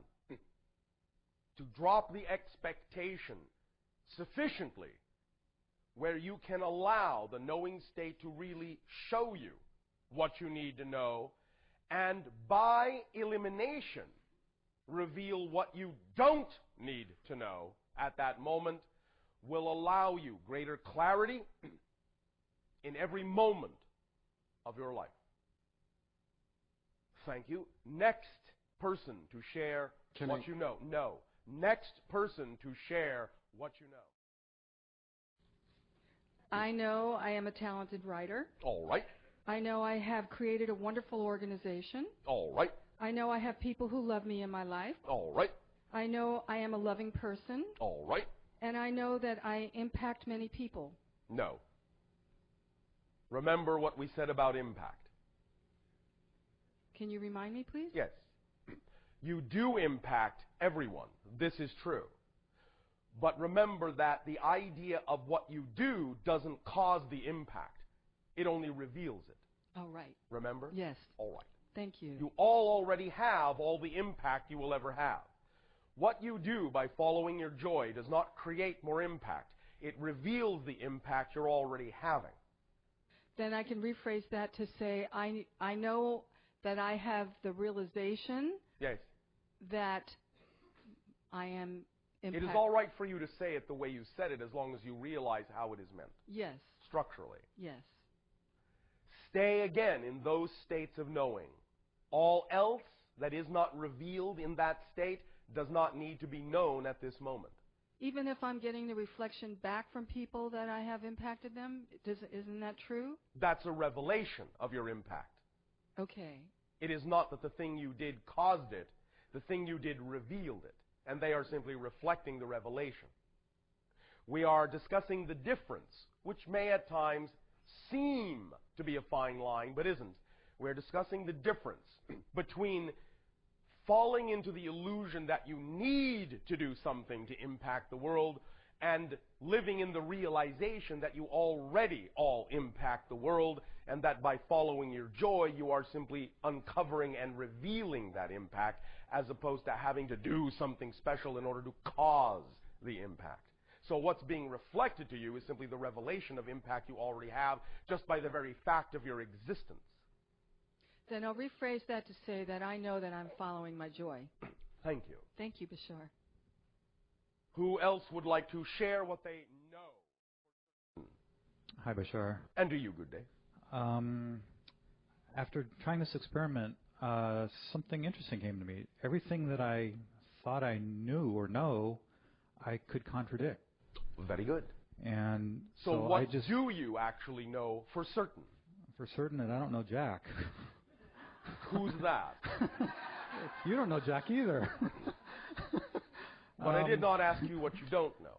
No, you do know at least the few things we discussed this day. And I said you could use them on your list if you wished to. You do know that you exist. Maybe I'm getting too esoteric, and I probably am. Maybe you are. But, do you know that you exist? Of course you do. It feels like I do. I think I am. You do. Because if you can think you do, you do. Otherwise, you wouldn't be able to think that you do. Correct? Well, do you not see the simple logic? Yeah, I mean, I do at one level for sure. There is no other level here. That's the point. And that's where you get too esoteric. You think there are more levels and there's more complexity than there is. There isn't. Do you exist? Yes or no? There is no other answer. And no is not possible as an answer. Then I'm getting way too esoteric. Yes. Yes, I So exist. that's another thing you know. Touché. Don't get all French with me. Oui. Okay. I. Would you like to simply take time to make a new list? Sure. Attempting it from a less esoteric place? I know I have feeling. All right. You see how simple that is? And I know I have an experience that I'm becoming more familiar with of this invisibility I spoke about yesterday. All right. You see, knowing statements are simple statements. They are not complicated. They're simple statements. So maybe what it is it's something where I know it for myself, but I can't prove it to anybody else. That is not a criteria. Right. And maybe that's what I was thinking. Because you can't prove anything to anyone else anyway. Anyway, right. Okay. You can't even prove you exist to anyone else. I know. That's the discussion I had. But that's not the question. I only asked you what you knew, not what you felt you had to prove. Yep. And that's very revealing. I got it. And now you know that about yourself. I got it. Thank you. Thank you. Let us for a moment shift to the idea of what you may call the regular questions. We will come back to what you know. Hello, Bashar. And good day to you. Greetings. First thing I'm going to do is give you my list. I actually don't have 5 things on my list. All right. I only have 3 things. All right. I know that I exist. Yes. I know what I observe. Yes. And I know what I feel. Yes. Anything else is just a detail of one of those 3. That's 4 things. No, I'm just speculating that last one. It's still something you know. I know, I'm kidding. All right. Okay, now to the question that I want to ask. You've mentioned the subject of time this weekend several times. And I want to revisit the question that was asked last night about the concept of frequency and the fact that it is a function of time. Yes. And I want to get into some more technical detail about that. All right. Now, I've been aware for 30-some-odd years that our experience of physical reality is a sequential focusing of our attention on a sequence of different universes, if I'm understanding correctly. Very much in the way that... In a sense, yes. Yeah, in the way that motion picture film Yes. is a sequence of still frames. This is, of course, all still an analogy, but it will do as a representative one with regard to the third-dimensional space-time matrix. Yes. Okay, and I am speaking specifically of Yes. physical reality. Yes, I know. And within this context, it would mean that within the idea of an infinitude of different universes and different realities and different dimensions is the idea that when we experience movement, Yes. what we are actually experiencing is instantaneous shifts from one physical reality, from one dimension, to another one that is very, very close Yes. in structure, Yes. and going through a whole series of these, just like a series of frames in a motion picture, Correct. gives the illusion of motion. Yes. And that motion gives the illusion of time. Yes. Because we do it at a very deliberate pace for the most part, Yes. especially when we have a clock that is measuring this, that the movement of the clock really establishes the standard of Yes. time. Yes. Okay, so I'm correct in my understanding that each of these frames of physical reality is essentially static. Yes. Okay, and this gets back to the change and no change idea that we were talking about earlier. Yes. Everything is changed, but there is no change. It's Correct. such as- Okay, so each of these physical realities is static. Yes. And now let's bring in the idea of frequency. Yes. Frequency is vibrations per unit of time. Yes.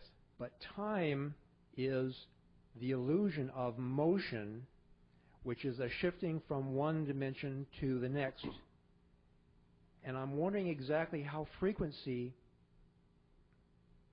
relates to that shifting from one dimension. The to the frequency that you create in your consciousness when you create the illusion of time is what determines exactly which frames fall into the slot that give you your sense of continuity. Does that make sense? I didn't totally get it. No. All right. The idea is that you create in your consciousness the illusion of time by creating the concept of frequency. Yeah. In doing so, once you have created that, it then determines which of the static sequence of parallel realities you actually experience as your continuity of motion. Because let's just say, again, even though I understand there may be shortcomings in third-dimensional language to express this, let's say you choose to operate on a certain frequency within your consciousness. Okay. By establishing that frequency, by setting up that illusion of time and frequency, you might choose every third frame, or every second frame, or every fifth frame as your expression of change in space. Okay. So the frequency at which you operate determines exactly how you experience the idea of the continuity of motion. Okay. Which frames are represented in that sense. Okay. So would the higher frequency be a skipping of more frames? Yes. Okay.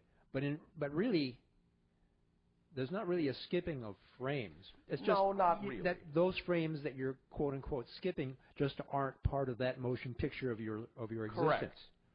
Okay. Now let's get into the idea of frequency of non-physical beings. Yes. Because I understand that they also experience or express a frequency. To some degree, yes. Okay.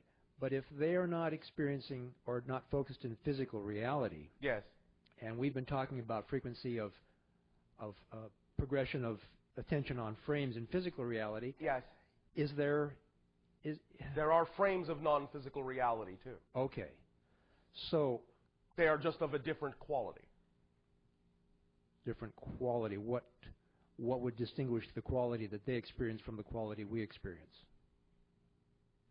it would be similar to the analogy, perhaps, of having double exposures in each frame, so that you can actually focus on one thing or another in any frame. It's not quite so structured, not quite so limited.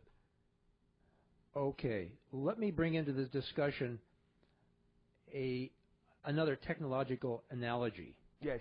Our motion picture frame is, our motion picture film is a series of frames connected together in a sequence, and you can actually cut these. Yes. But we have now nonlinear editing, yes, an electronic thing, where you can put the frames together in any way you want. Yes. And almost set it to go random, and it'll pick frames. Yes, and this is also a quality of the frames in non-physical reality. Okay, this is what I'm thinking. What you're describing sounds to me like the nonlinear editing approach. So you could say physical reality is more linear-based and non-physical reality is more non-linear-based, even though they're both using frames. Okay, so then getting back to the concept of frequency. Yes. Both physicals and non-physicals experience or express the idea of frequency. Yes. The non-physicals at the higher frequency. Yes. I'm getting the idea that means that they are. Does it mean that they are experiencing the frames of reality at a higher rate? It doesn't always mean that, although they can. Okay. What it really is more like is the concept of high definition that now exists in your reality. There's more information per frame that they can access. Okay, and I'm getting that they can probably look at a lot of different frames at the same time. Yes. Okay. Which constitutes the idea of double exposed frames or multiply exposed frames. Yeah. From their point of view. Okay. I was thinking more like a bank of television sets, but I see how any analogy will work. Okay, yes. I gotcha. Even then, it still implies that there's some kind of the fact that there's a sequentialness to it. Yes. Implies that there's kind of a fundamental idea of time that doesn't necessarily, or rather, yes, I know where you're going. Is not rigid for the non-physicals, but yes. more rigid for the physicals. Yes. Remember that. anything aside from the one must experience some degree of what you're talking about, or it wouldn't be represented as different from the one. Thank you. That totally clarifies that whole thing. It's just a matter of degree. Yeah. Okay. And in physical reality, at least in our physical reality at this point in time, yes, our time is highly structured yes. and very standardized, except for people who are wafting out of it yes. and back into it and that kind of That's thing. what the idea of the increase of your frequency is all about, is you're starting to exist in that quasi-planar reality that is shifting dimensionalities and gives you more access to more information per frame. Okay. Now, relating this to your experience in your reality, yes. I understand that you move around. You may walk from your control chair to the doorway of your spacecraft. So you are experiencing time also. To some degree, yes. Although we have more facility with allowing it to be more flexible. Yes. I understand, but if you are actually walking from your chair to the door, yes. that is an experience of time. Yes. And although in the next instant you may be down on the surface of your planet, yes. and then back up yes. 2 instants later, yes. There is the sense of time in that there's actual movement and you can observe movement. Yes.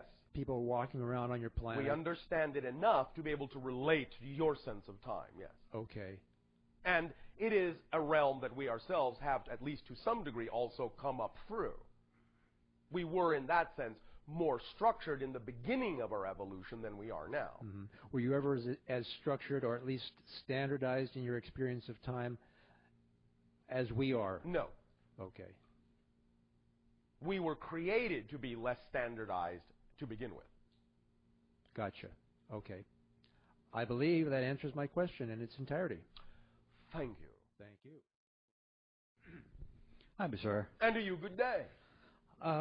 Jill, I know what I wanted to ask you. Bashar, what's this I understand about your birthday on 11/11, November 11th? The idea of our time frame overlaps your time frame so that there is a corresponding date that represents my birthday, as best as can be translated into your calendar. It's not that we have the same kind of calendar, but we are simply saying that the idea of our reality as it overlaps with yours will create a coincidental date that is represented by the date 11/11. I find that very interesting because my wife and I decided very strongly to get married on 11/11. Yes. And we're having our first anniversary in a couple of days on 11/11. Congratulations. Thank you very much. For us, the idea represents something similar to the word in our ancient language, Eli. Eli. Which is, in that sense, a reflective mirror. Eli. Yes, Eli. Eli. The reflection. If you say that backwards, it's Eli. Yes. Interesting. And so is 11/11. Very interesting. I was at the gym, say, about 6 months ago, and I was listening on my iPod to one of your talks, and... iPod, all right. iPod, one of our recording devices, yes. playing back. If you guys haven't heard about it up there, then, I mean, it's all over the place over here. Well, you iPhones? see, we have Wii pods. Ooh, I like that. I like that. That's good. Ooh, I like that a lot. Wii pods. So your pods are like really small? Is that what, I'm sorry. Anyway. Okay, what I wanted to ask here... I'm sorry. Too much sake at lunch. What I wanted to ask was... Yes. So I was working out at the gym, and all of a sudden I heard you say on the talk that you have interacted with us physically in some cases, and then we've forgotten. Yes. I found myself laughing. Oh, I why instantaneously went into laughter. Yes. And I don't know why.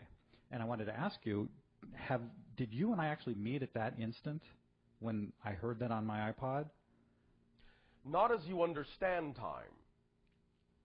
Okay, I'm talking about the physical time that we're Yes, I understand what right you now. mean. So not as you mean time, not at that instant exactly. I see. And because you and I have talked about this before, about us having met several times in the past. Yes. And me not having any, not even a sense of time loss, which I hear is common. No, you will have no sense of time loss in this. The meetings take place in a time-suspended arena. Ah, okay. Have you ever shown up at any one of these gatherings to date? Yes. Really? Yes. Cool. Whatever temperature you want.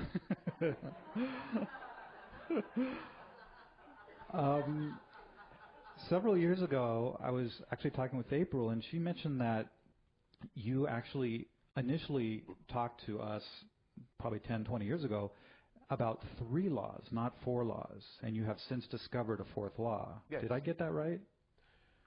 We understood the 4 laws, but it wasn't ready to be applied to our conversations. I see. So you had known about it, but yes. It was only appropriate to talk about the first 3 or whatever the 3 were. Yes.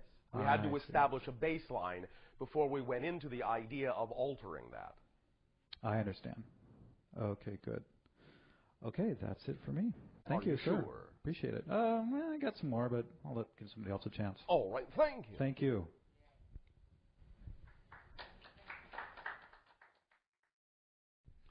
Hi, Bashar. And you, good day. My question is, where does existence come from? Itself. It doesn't come from anywhere. Your question itself does not fit in the idea that you are asking.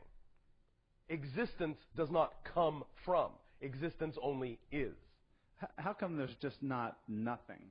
There is, but even nothing is something. Nothing is different from our perspective than non-existence. Is that what you're actually referring to when you say nothing? No, I mean, it seems like way back when, there is no way back when, except within existence. You may be confused because the idea is that time is subject to existence. Existence is not subject to time. Time is a concept within existence. Existence is not a concept within time.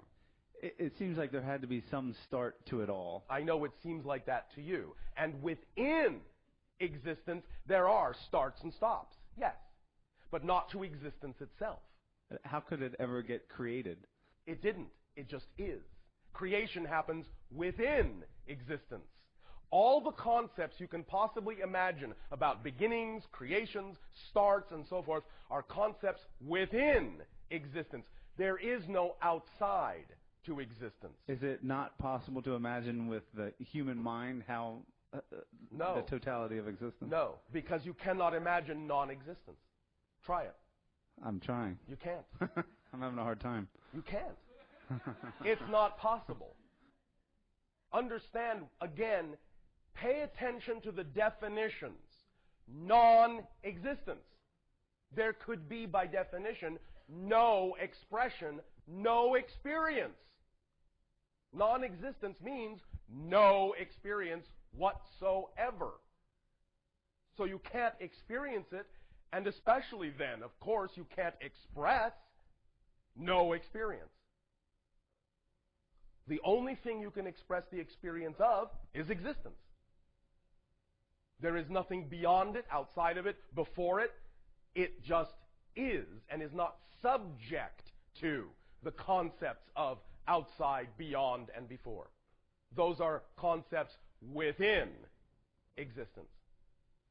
So is existence growing and evolving itself? In a sense, within itself, but not as itself. I don't understand. I know. Existence is. It is all that is already. But within itself, it can have the experience of growing and expanding and learning and becoming more and more and more infinitely. Nevertheless, even though it's having that experience within itself, it itself is unchanging. Because it simply is. Wow. Does that make sense?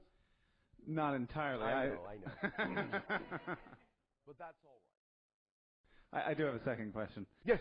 Just curious, what is an average day for you like? Like, what do you do all day?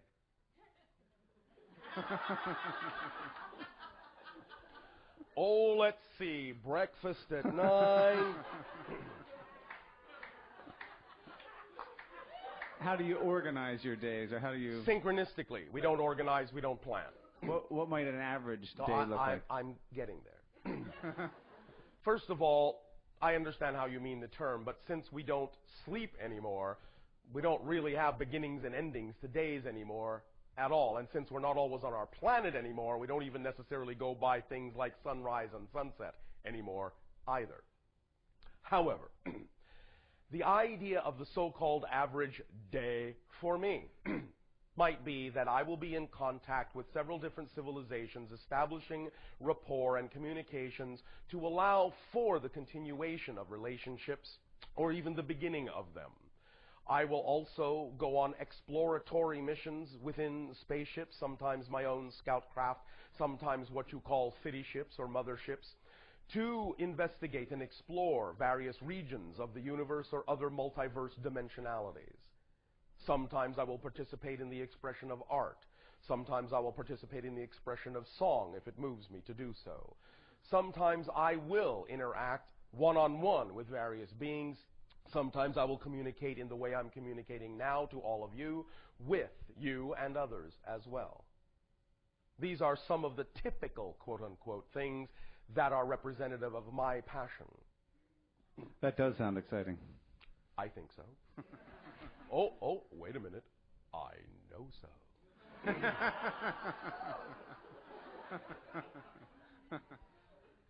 There will be a little bit more of an extension of this idea when we get into our story after your next break. Thank you.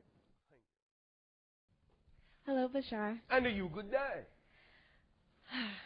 Okay, so I have a question for you that I've been trying to figure out how I want to ask it. So I'm just going to ask as I do. Yes. When I was very little, in my understanding of time and this space and this body now, Yes. I remember an encounter that I had with about 3 or 5 beings. And they lifted me up Yes. to the point of levitation. Yes. And they danced with me. Yes. And spun me. Yes. And I looked down and was very cognizant of the fact that I was not standing on the ground anymore. Yes. And we were laughing, and it was really joyful and really fun. And very soon, it became really fast and really intense. Yes. And the beings began to crush me. Crush in what sense? In the sense that their grip was so tight that it hurt me. All right. Physically. All right. And I asked them to stop. Yes. Because they were hurting me, and Yes. they didn't. Yes. And they kept going. Yes. And in that instant, it was as if I knew that I was choosing to be open and to experience unconditional love and joy. However, I was so fearful that it was my beginning of my definition of what darkness was. All right. And my inability to express and be respected regarding what was true for me. All right. They did not intend to hurt you. And on whatever level they are capable of expressing it, they would apologize. However, what you didn't understand at that point is that you were being shifted interdimensionally in a certain way. The rate of acceleration was very great in terms of that dimensional shift. They had to hold you very tightly so they wouldn't lose you. You understand? I think so. They simply had to hold on to you. They understood it may have caused discomfort, but it would have caused far more discomfort had they let go or even loosened their grip. I understand that. So, it wasn't intentional, but it was simply a side effect of experiencing a greater acceleration than anyone anticipated. And they simply had to hold on to you for your dear life, or you would have been lost. So they apologize. It wasn't their intention to harm. So my question in addition to that is, yes, for the majority of my time in this body, in this life yes, that I've chosen, I feel as if I've chosen to absorb. Absorb what? When I walk into rooms, I just feel like I absorb energy and people and thoughts and emotion, and I almost lose sense of what my true self is and what my true experience is. But what do you want to do with that absorption? How do you want to apply it? How do you want to express it creatively in your life? I don't know. All right. Well, you can take some time and figure that out. Okay. Because the absorption is important, but the expression is also important. You see, you are a transformer. So absorbing energy is one thing, but you transform it through yourself and then express it in a way that's unique to you and add your own energy to the mix. Add your own expression, your own creativity to the mix by following your passion. Does that help? Somewhat, yeah. Anywhere else you would like to take this?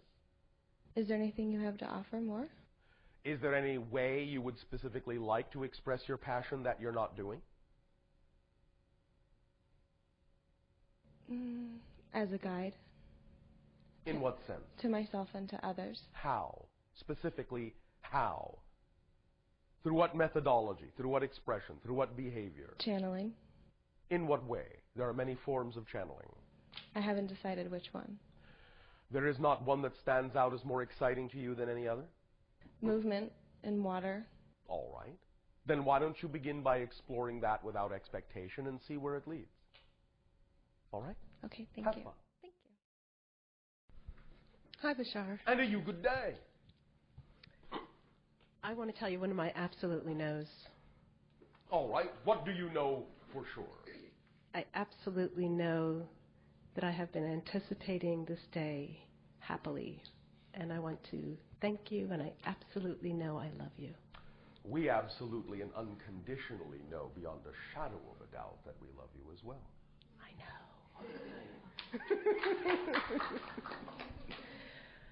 I have a question. Yes, I thought so. Although I'd like to stay in the love with you, I will ask this question. Do not necessarily assume that asking the question takes you out of love with us. Well, it does divert my attention a little bit. Diversion of attention doesn't mean you're out of love. Yes, okay. There are many forms of expression of love. I do now know this. Thank you. Earlier today, the woman discussed her experience with the fire. Yes. So I have a question. Yes. One frame, she is watching on TV the hillside close to her home that is burning. Yes. Gets some guidance, Yes. shifts her attention, Yes. and now is in another reality. Yes, so to speak. What happens to the what I'm having trouble with is understanding what happens to the consciousness that was in the reality where it does burn. It's still there. Is that not part of her? Yes, it's part of the oversoul. Not part of her, part of the oversoul in the way you mean it. Yes, and I guess somewhere I have this idea that we're supposed to be integrative, so we have all of that. So I don't really understand how we shift our focus from, do you know what I'm... Sometimes different realities in and of themselves, by definition, represent an integrated state. Okay. So it's not that you have to still have the attributes of the you in the other reality to assume you are integrated. It's that shifting to a more integrated reality can be represented in and of itself by a particular version of you. Does that make sense? Yes, I guess I still have this idea, and maybe I can't understand it Yes. from... Is there still a consciousness alive in the place that burns? Yes, of course. Is that not part of her? It is not part of her. Okay. It's part of the oversoul that gives life to them both. So who is this part that chooses the focus? The oversoul. So the oversoul chooses to have conscious focus awareness somewhere and not put its attention otherwhere, but it still has... Its attention is everywhere. Okay. The point is, however, is that for that parallel reality that you are now talking about, that she, quote unquote, has shifted to, her focus of attention in that reality makes it seem as if the other realities are now subsidiary. Okay. Just as you right now make it seem as if any other simultaneous reality is subsidiary. It doesn't mean that there isn't consciousness in all the other versions of you simultaneously. But for you right now in this reality, the definition of you in this reality makes the other reality seem subsidiary. So the definition of her in the reality makes the other ones seem subsidiary. When we talk about the idea of shifting, that is also to some degree an analogy. Okay. Because you all exist everywhere at once. So really, if you want me to be very precise, no real shift has actually occurred per se. It's just that the oversoul is now choosing, in a sense, to allow that aspect of itself to have an experience that makes it seem as if all other subsidiary selves are, in fact, not really directly involved anymore. Does this make any sense to you in third-dimensional language? Yes, so you're really saying that what I experience here is my consciousness is really so overshadowed by this the oversoul is picking on a sense. It's there's not a combination. That it's overshadowed. It's that you have made an agreement. Right. And in that agreement, you have agreed to experience certain things, a certain definition of that reality. Okay. And in that definition, oftentimes, you, because of the way you're used to experiencing reality, will make all other parallel simultaneous realities subsidiary. Now, she could have gone into that reality, so to speak, let's just say awakened to that point of view, also still very aware of the one in the other reality simultaneously that did not stop the fire, so to speak. You follow me? Mm-hmm. That can be done, and often actually is done. But because of the way your people have been taught to think about consciousness, often when that's done, you call them crazy and insane or multiple personality disorders. You follow me? Mm-hmm. It's not that you can't be simultaneously aware of more than one reality. It's just that you haven't practiced learning how to integrate them in a way, most of you, that allows you to make sense of that multiple awareness in each of the realities constructively. Those of you that can do that are not labeled insane, you're labeled genius. Does that make sense? Mm-hmm. Or savants. Does that make sense? Mm-hmm. Does this answer the question? Yes, I have an additional question. All right. You've referenced the oversoul. Oversoul. Let's say in this time and space of my life, Yes. are there other pieces of my oversoul that I am interacting with here physically? Simultaneous co-incarnations? Yes. Yes. Thank you. Good day, Bashar. And to you, good day. I would like to start with mathematics.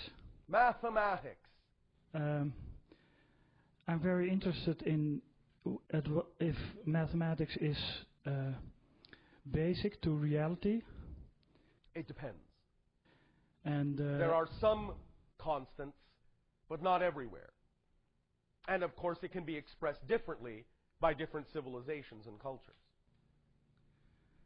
The same mathematics can be expressed differently. Of course. For example, what you call in your quantum physics formulas or equations using mathematical symbols that express the idea known as the uncertainty principle, or such similar concepts, might be expressed in our civilization simply by a geometric form, rather than an equation of symbols. But you follow me? I follow, but that means that there is a mathematical structure, more basic, of which these two are models. Yes. Okay. Yes. And also, some New Age literature speaks about there being 7 levels or 12 dimensions, but the number 7 seems particularly significant, as there being soul groups being multiples of 7. Well, yes, but remember that while accurate from their perception, some of those hierarchical distinctions, while to some degree representative of different frequency levels, are also distinctly germane to the level that is perceiving them. Other realities might perceive the same concept in a number of different ways. Okay, because I thought that if there are 7 levels and not 8 or 9 or whatever, that seems to contradict the idea that all that is really all that is. Again, the idea of 7 levels, as I said, is an arbitrary distinction being made from your reality. It's the way your reality needs to interpret the concept of infinity for itself in a certain way. From the level of all that is, it doesn't necessarily see itself as being separated into 7 levels.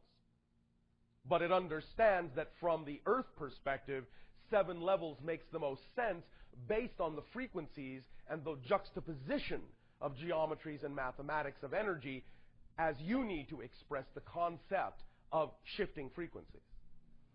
Okay, but it also seems that there is a basic physics to reality, to energy, to consciousness, and that seems to imply that because of the nature of energy, some things are possible and some things are not possible. Some things are possible or not possible within any localized reality. But anything you can imagine exists somewhere within infinity, or you could not imagine it. Okay, but that it means that if I can imagine it, then it exists. It exists somewhere. It may not be pertinent to your local reality. I understand, but my imagination can be limited because your imagination may be limited, but anything you are capable of imagining exists. I'm not saying you can imagine everything that is, but I'm saying everything you do imagine does exist somewhere. Okay, but I can imagine that all that is all that it can be, but not all that. All that it can be seems to be, well, maybe it cannot be everything. So maybe it's limited because it's nature. All right, but what you have simply now done is imagined a limited all that is within an infinite one. You see, you have created a localized representation within an infinite one. Okay. That's what you've done with your imagination. Yes, of course, you can imagine a limited all that is. And that exists within the infinite one. Okay. Does it also mean that there's no limit to how good you can feel? Well, that is a relatively subjective thing.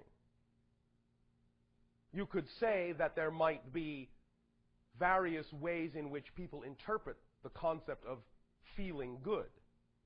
That's right, yeah. So it would depend on a case-by-case basis as to what that individual might mean by, I feel good. In a sense, there is no limit, pragmatically, to how good you can feel. But there might be certain states of being that you might imagine would be ecstatic states that may not actually be capable of being experienced by your neurological system. That keys into the next question is that I understand everything is equally valuable. Yes. So the end is equally valuable as all that is. Yes. But the localized consciousness is limited. So it cannot, for instance, choose to experience ecstasy or something like that. Yes, it can. Okay. Within its own framework, to whatever degree it is capable of experiencing something, it is free to choose to experience that thing. I understand, but with the concept of the oversoul, yes, it seems as if that's the life you want. The oversoul experiences everything, and the now you are making a value judgment. When you say it seems that that's the life you want, you are devaluing the fact that you chose to have this life. Well, not in an absolute value sense as that it has value, but in a sense that it is preferable. What I am saying is, the reason you chose the life you're living is because at the time you made that choice, this was preferable too. You just don't remember. It's equal in preference to the oversoul's existence. And from that level, you knew that. Right now, you don't know that. Thank you very, very much. Thank you. Is there anyone who would like to share more of what they know? Hi, Bashar. And to you, good day. What do you know? What do I know through your teachings? And so I thank you. What do you know? Okay. Doesn't matter how you know it. Through me, through anything. What do you know? I know that I'm multidimensional. All right. I know. How do you know that? I just know. All right. There's no doubt, there's no question there's for no you doubt. at this point in your life. Right. It is an absolute certainty for you. Yes. Thank you. What else do you know? Reality is an illusion. Yet the experience of it is real. Yes. All right. What else do you know? I know that I'm consciousness in the form, this human form, and with this particular personality. Yes. And that my reality is shaped by my beliefs. All right. And I'm working hard to change it. And you know you're what? You know you're working hard? Well, right, I know that. All right. With a lot of certainty. All right. And finally, recently, I know I'm loved unconditionally by all that is. Thank you. Is this state of knowing capable thus then of being applied to other areas of your life where you feel more uncertain? Yes. All right. You know that too then? Yes. All right. Anything else you want to squeak in there that you know for sure? Not that I can think of right now. All right. So at this moment you know that you don't know anything else. For sure. Correct? That's correct. So that's something else you know. Yes. Thank you. Let's be thorough after all. Okay. Is there something you wish to share? In terms of questions? If you wish. Oh, okay.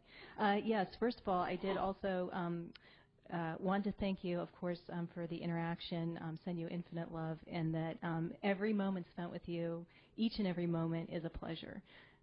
With you all as well. Yes. Or we wouldn't do it. Thank you. I also wanted to first share that the impact of what you presented earlier in terms of the I am message, yes.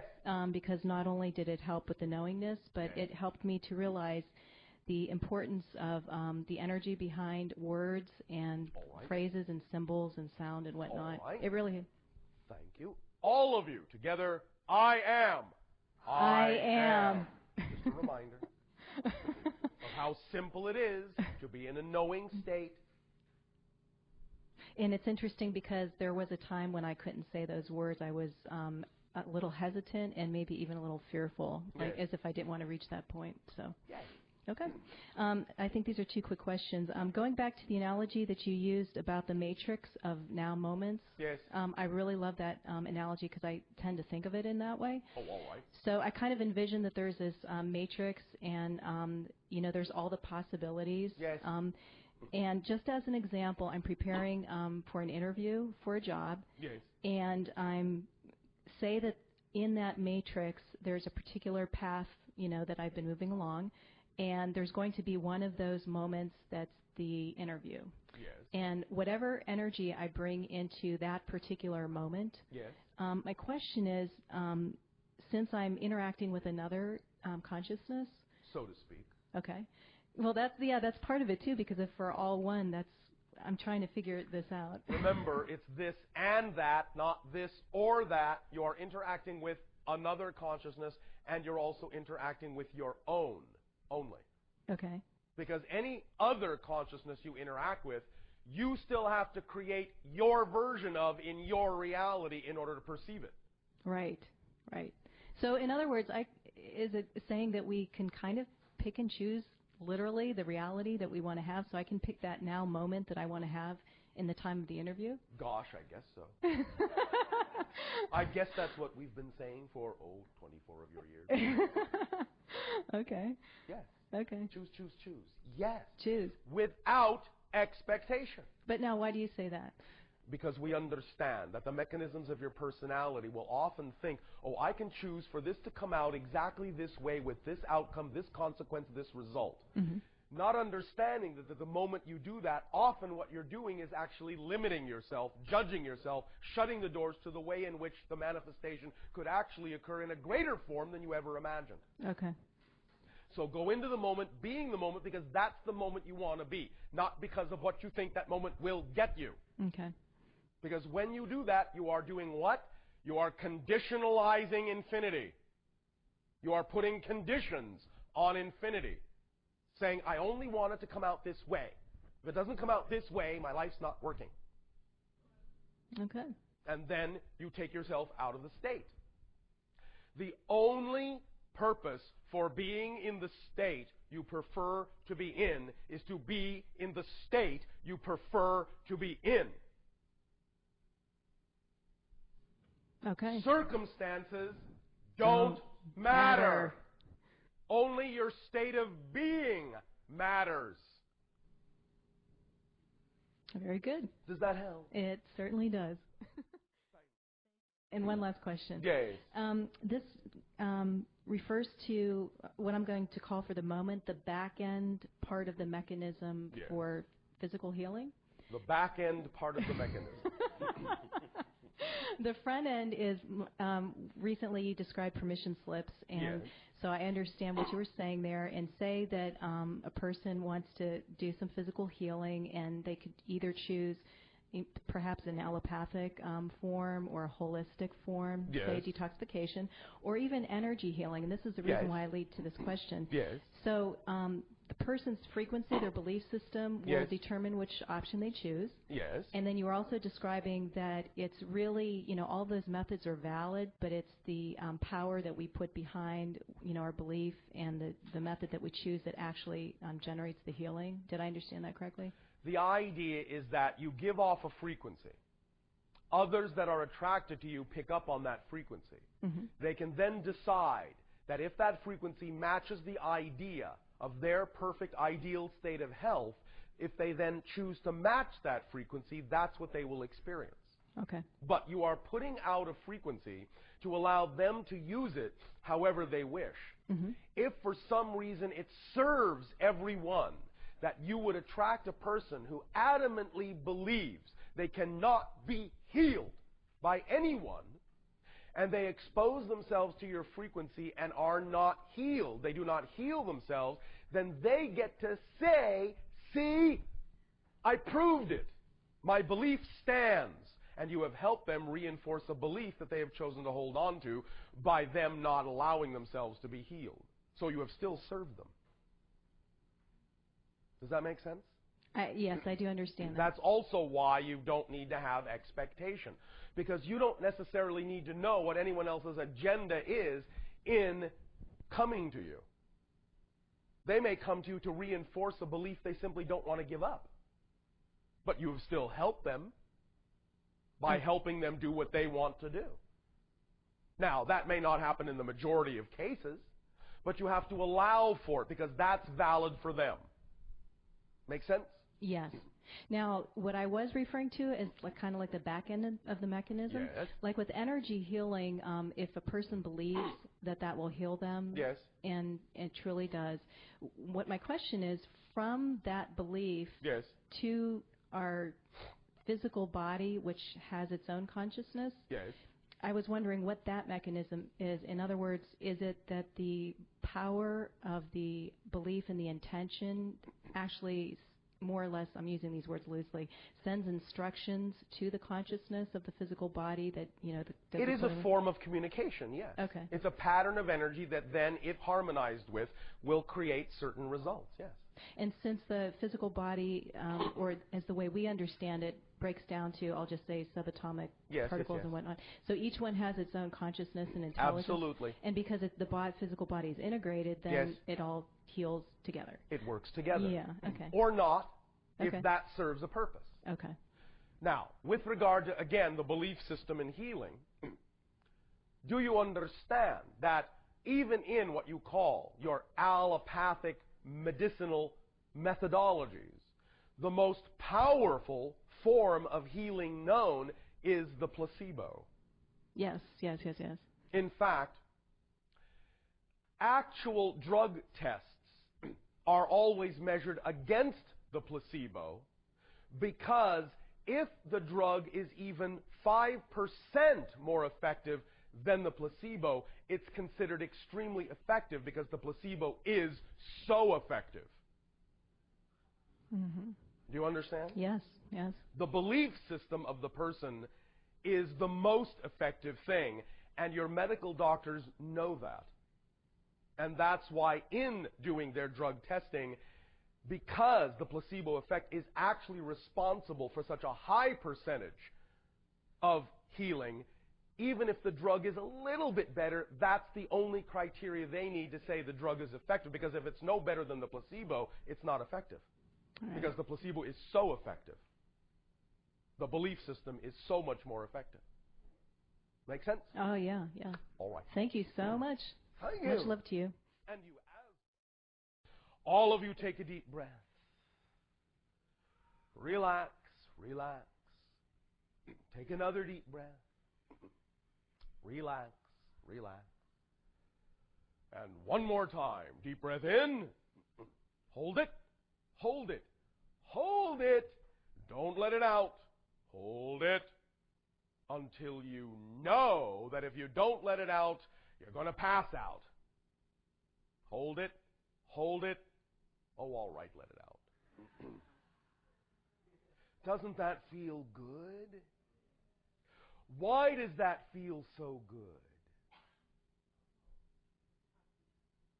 Not just the oxygen. You're centering yourselves, but also you're letting go. Letting go of a state you know will not serve you. So the idea of entering the state of knowingness will feel like a great sigh of release, because you know that any other state other than that is not the ideal state that serves you. It is not your natural state. It is not the state of your true self. It has been said in your literature, know thyself. This is why. What it simply means is take yourself to a place of knowingness. For in that state, not only will you know yourself, not only will you see more clearly all the things, not only will you discern more clearly all the things that are you, but more clearly all the things that are not you. You will know what you are, you will know what you're not, and when you know what you are, you will see, feel, experience more of the connection with the knowing of all that is, that knows you are expressions of the infinite, that knows you are unconditionally loved, that knows your true nature. You know it too. Don't deny it to yourself. You deserve it. Don't deny it to yourself. It is your true essential nature to be in a knowing state. Relax. Relax. Relax all the things that are not of the knowing state. On a day-to-day, moment-to-moment basis. Relax. Do it. Do it.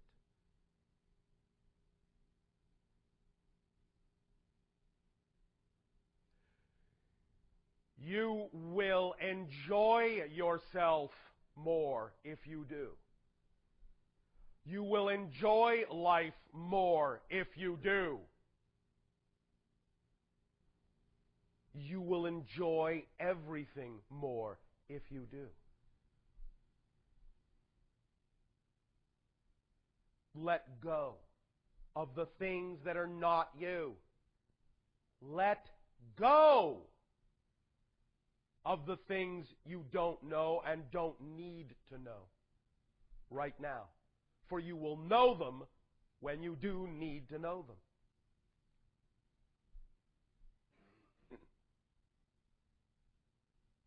As the energy on your planet accelerates, as you allow yourself more and more glimpses, more and more experiences, more and more opportunities to experience the knowing state, which is, as we pointed out, as simple as easy as saying, I am. The more you allow that knowing state to permeate all of your life, every situation, every circumstance, no matter how seemingly mundane, no matter how seemingly small, doesn't matter. The more you do that, I guarantee you, the more you will suffer when you don't do that. Now, if that isn't some incentive, I don't know what is. I do not do it to scare you. I do not say it to make you afraid. We say it to let you know you are truly free to live in that knowing state and to live in it freely enough to know that you don't need to know everything all at once. Just what you need at that moment. We do not wish you to suffer. You do not wish you to suffer unless you do. But it's your choice. You don't have to believe us. You don't need to believe us. But you need to decide for yourselves what state you prefer. And you need to decide for yourself that it's easy to create that state. I am. The dots on the paper. The higher airplane. That's where you live. That's where you live. In that mansion, that gorgeous, beautiful, creative, shining, sparkling mansion.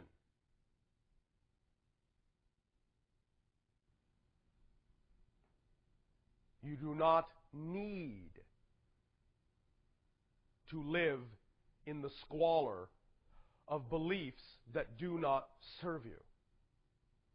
If you choose to do so, understand that you're choosing to do so. There are no exceptions.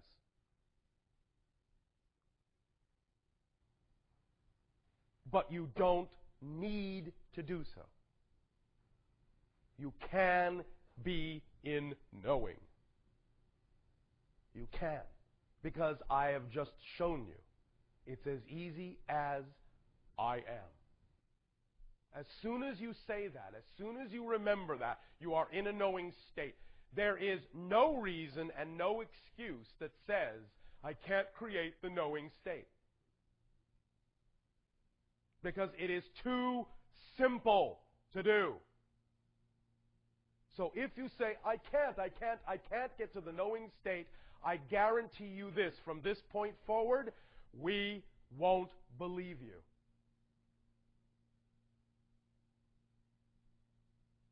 Say it out loud. I am. It is an absolute fact. You didn't have to repeat that. But thank you for doing so. Shows you are in the moment. Because it's true. It is an absolute fact. If you want to say it out loud, by all means. It's an absolute fact. That I am. There is absolutely nothing that can contradict this. Nothing exists that can contradict this. If you are, then you are. That's it. Isness is your only quality. It can become nothing else.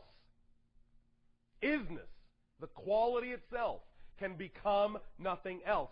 Yes, within creation, you can experience becoming many things, but all of them still exhibit isness. They all still exist. You still exist. No matter what you become, you still exist. Existence is your basic quality. That can't change. It is the first law. It doesn't change. It is. It is. It is. It is. It is. You are. You are. You are. You are. I am. I am. I am. I am. I am. Even if it were possible for you to suddenly not exist at all, you'd never know it, so why bother caring? Why spend time worrying about it? You would never know it had happened. But if you do exist, I guarantee, because all that is guarantees by its very nature, if you exist, there is only now, so you must always exist, because there is only now. There's only now in which to exist. And if you exist in the only now there is, you always will, because there's only one now. That's it. So here you are. You're part of the club. Lifetime, lifetime, lifetime, lifetime, lifetime to infinity membership. Free of charge. Forever. Start taking advantage of membership privileges. It's up to you. Stay in your knowingness. It's up to you. But now you know it is simplicity itself to be in that state. There is no rationale whatsoever that will make sense anymore that says that state cannot be achieved, because it is the actual easiest state to achieve, because it's the most basic state to achieve. So start from there, let it be obvious, and let the obviousness filter into every aspect of your life, and let it be all right to not know what you don't know. That's all it takes. That's all it takes to have absolute serenity in your life. On every level, for everything. Be in the now. Be in the knowing. Do you think it's an accident that in your language the words now and know are so close in structure? Be in the now and you will know. Be in knowing and you will always be in the now. Always. It's that simple. What is your time frame? We know you enjoy conferring about time. We will give you an opportunity to do so. You mean before the break? Did that make you feel good? Have you come to a consensus now about the difference between time and timing? I see. So the same event produced two different perceptions. Thank you for being an illustration of our first demonstration. Let us take 3 more questions. Bashar, this is a question from a News for the Soul listener. Oh, all right. And it's a compound question. A compound question. Yeah, I'm going to put these together. Yes. It says, okay, I can talk the talk, but why is it so hard to walk the walk concerning faith when the chips are down and things aren't going my way? Am I just deluding myself? And please explain where the line is, the limits of what is actually possible through the power of faith or knowing for real in this dimension of reality. To some degree, this question has already been answered.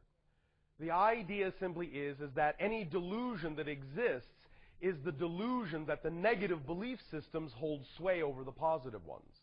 So when you say the chips are down, turn them up. Because you have the ability to do so. It's not deluding yourself to turn them up, but the irony is you don't think you're deluding yourself when you turn them down. The idea is, as we have recently discussed also, yes, of course, you live in what might be described as a relatively limited reality, and of course, certain things will not be apropos to manifest in your reality. It doesn't mean that there really are limits per se, but there certainly are agreed upon parameters that will make sense according to your local reality. So you will usually abide by them. But within those parameters, you have free rein to go far and wide in choosing anything that represents your creativity and joy. To put it simply, if there is really something you're passionate about in your reality, it really truly represents your true passion in that reality, it would make no sense for you to not be capable of manifesting it in your reality. Therefore, anything you're truly passionate about, you probably wouldn't be passionate about if it were not possible to manifest in your reality. That sounds wonderful. We think so. Oh, what? We know so.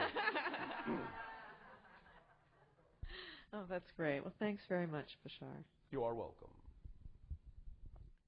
Any other questions? Good afternoon, Bashar. And to you, good day. When we speak of the common time-space continuum, when Yes. you do, Yes. you speak of it as a 3-dimensional continuum of space and time, time not being treated as a 4th dimension. Well, we're just using your colloquial vernacular. We understand that from your scientist's point of view, there are 3 dimensions of space and 1 of time, making you, in a sense, a 4th-dimensional reality. Oh. But we also understand there are many different kinds of terminologies that exist in your reality about dimension and density, and it can, to some degree, be somewhat confusing. Understood. Einstein does refer to the 4th dimension as an imaginary dimension of space. Yes.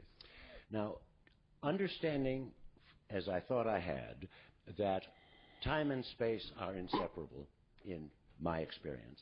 Yes. I come across what they call M theory, Yes. which arrives, short version, at an 11th dimensional model. Yes. In which they have 10-dimensional universes. Yes. Floating in an ocean. Yes. Of an 11th dimension of time. Yes. And that sounds to me like we have now made a new kind of time, which is absolute, linear, and just like the kind of notion of time that was pre-Einsteinian. And I'm having some desire to put these notions of time together or relate them. I see. What your scientists are actually discovering is that there are levels to the concept. We sort of discussed this before when we said that anything outside the one does create some sense of, quote-unquote, space-time referential positioning. But there are varying degrees of this. There are certain levels of this. And what they have simply come across is they have reached an understanding that there is another level above physical reality where that kind of so-called barrier, that arbitrary barrier, also exists.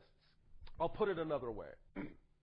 We have often said, and this again may seem like an arbitrary representation, but you will understand the analogy, we believe, that above a certain frequency level, what you call the speed of light, that defines the border, so to speak, of your physical space-time reality.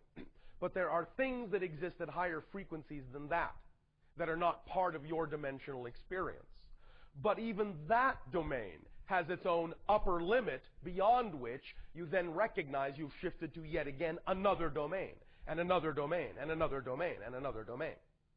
So the theory that your scientists are working with now is simply a mathematical representation of a higher domain's upper limit, where it would once again seem to be the kind of impositional structure that is similar to the kind of impositional structure you experience in your typical third-dimensional space-time reality. Is this making any sense? Oh, yes.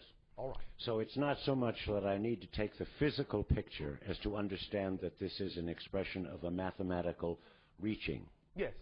Now, I have, and I'm going to ask you to critique or whatever this notion. It is my understanding that in a continuum of any number of dimensions, it takes one more to know it. Yes. So that, as your Einstein said, you cannot solve a problem from within the state of mind that the problem was created. You cannot see the forest for the trees. You have to be beyond the forest to see the forest. So that if it takes 10 dimensions, for example, for all there is. Yeah, knowing that that's just an analogy. Yes. All right. Then I would be the 11th dimension contemplating it objectively. Yes. And that is not essentially a sound way to hold the idea. Yes. It is one way to begin to work with those concepts, by always understanding that in order to perceive a concept in its entirety, you actually, so to speak, have to be beyond it, which automatically implies a bigger reality. Are you suggesting that the assignment of a finite number of dimensions to all that is inappropriate? It is not that it's inappropriate. It is appropriate for how you may want to work with certain concepts. But it will never be an accurate representation because infinity will always trump the finite. Mm-hmm. So whatever I make of that notion is a limitation. Yes, but it may be a very plausible or workable one for what you may need to apply it to. Thank you. Hello, Bashar. And to you, good day. I know that I have chosen to suffer this weekend. Oh, all right. And why did you choose that? I have been experiencing a challenge to my faith. Yes. And this weekend has brought me from despair and anger to hope. All right. And I was listening to what you've been saying, and I'm getting closer back to faith. But I was Are you going beyond faith to knowing as well? No. And I was wondering if there was anything more that you would like to tell me to bring me to a stronger faith and towards I am knowing. not attempting to bring you to a stronger faith. I'm attempting to bring you beyond faith to knowing. Did you do the I am exercise? I did. Do you understand that when you say I am, that that's an absolute fact? I do. Then you know. It's that simple. Did you not believe us when we said it was that simple? Is that part of the challenge? The challenge for me is when you say circumstances don't matter. Yes. That's you want me my to challenge. Explain that? I want to know how I can believe that and demonstrate it. Oh, thank you. We often have said, though we understand how this first sounds in your language, we don't mean it negatively, that the greatest gift creation has given is that life is meaningless. There is no built-in meaning to situations or circumstances. They're just neutral props. I'll put it another way. You are aware, to some degree as we demonstrated earlier, that any given situation can actually produce even opposite results, yes? Yes. Or opposite perceptions, yes? Yes. All right. You can look at any situation and you could see a positive outcome or you could see a negative outcome of the same situation, yes? Yes. Well, that shows you that no situation's meaning is absolutely built in. It's determined by how you see it. So if you decide that a situation will have a positive effect on you, that's the effect it will have. If you decide it will have a negative effect on you, that's the effect it will have. The situation doesn't come with a built-in parameter that says it's going to affect you positively or negatively. That's in your hands to determine. So nothing has built-in meaning, and therefore that's why we say the circumstances don't actually matter. It's the state of being that matters, because it's the state of being that allows you to determine what meaning you will assign to those circumstances that are fundamentally neutral. Does that make sense? But if someone's in harm's way, yes. How can you look at that in a positive way? All right, thank you. There is a difference between observing that something is mechanically negative or mechanically positive. Positive being segregative. In that sense, the negative being segregative, the positive being integrative. You understand? No. You don't? No. All right. When we talk about positive and negative, we're not talking about subjective good and bad. We're talking about an actual mechanical description of energy. That which is negative, in that sense, is that which segregates, separates, shall we say, isolates, disconnects, forms experiences of disconnection. That which is positive forms experiences of integration, unification, bonding, oneness. Do you follow that? Yes. All right. The idea being that if you operate on a fear-based definitional system, more often than not, you will experience more emotions of disconnection and greater fear. Thus, you are seeing that the mechanism is simply generating an expanded version of itself by perpetuating more doubt, more disconnection, more fear. Does that make sense? More misalignment within your belief systems from your core. The fear itself is the expression of negatively aligned belief systems. Does that make sense? Yes. So, the idea being, when you see somebody operating in a negative way, or when you see a situation that you are saying someone is being harmed in, you can recognize the mechanisms that might be involved may be negatively based. Nevertheless, you can also recognize, as you can in many situations in life, that being that person, while not necessarily excusing the negative behavior, might also allow others to learn something positive from it, or might give someone else a positive effect. I'll put a very simple example before you.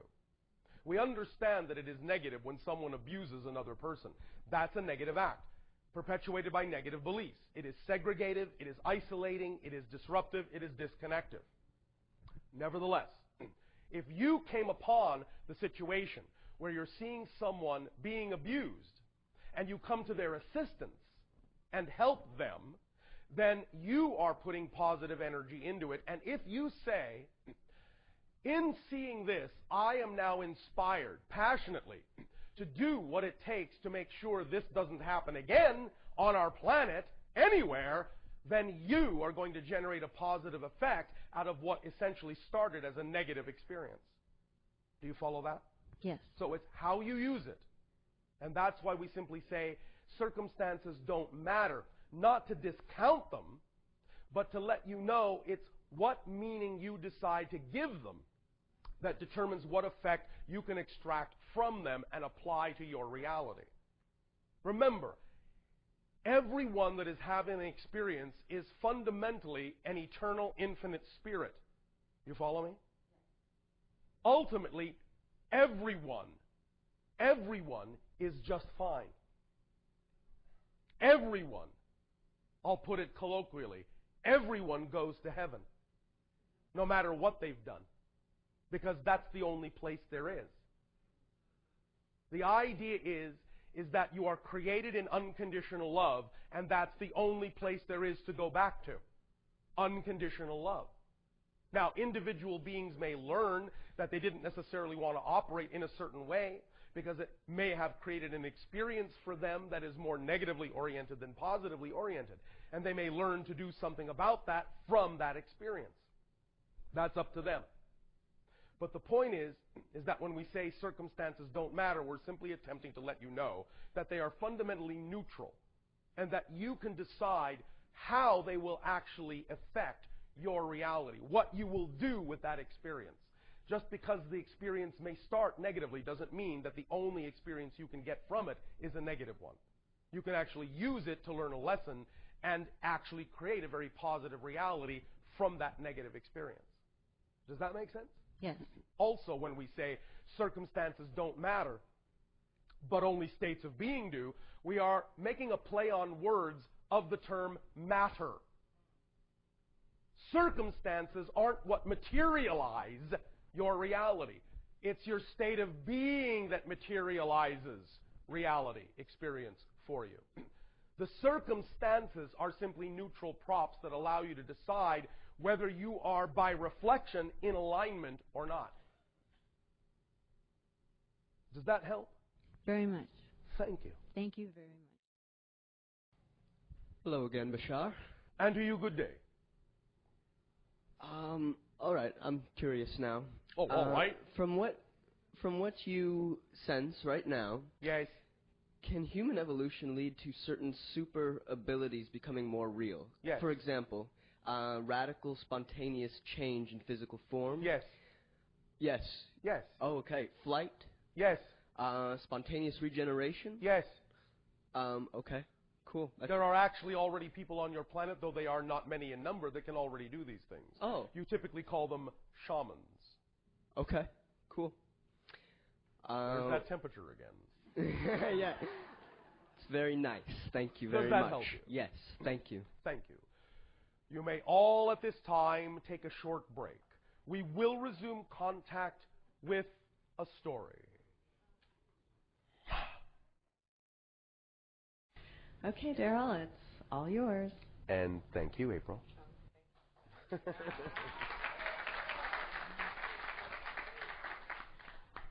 I thank you all for coming today. Please enjoy the last part, and I will see you after.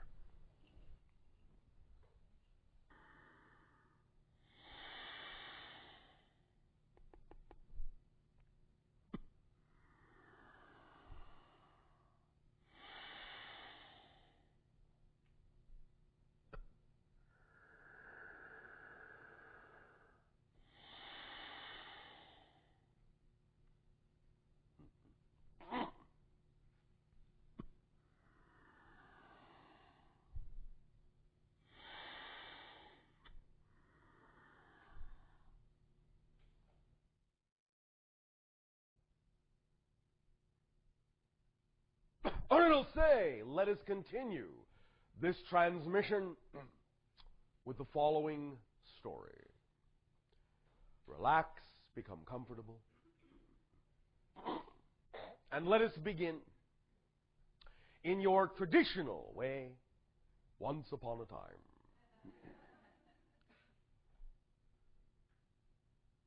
There was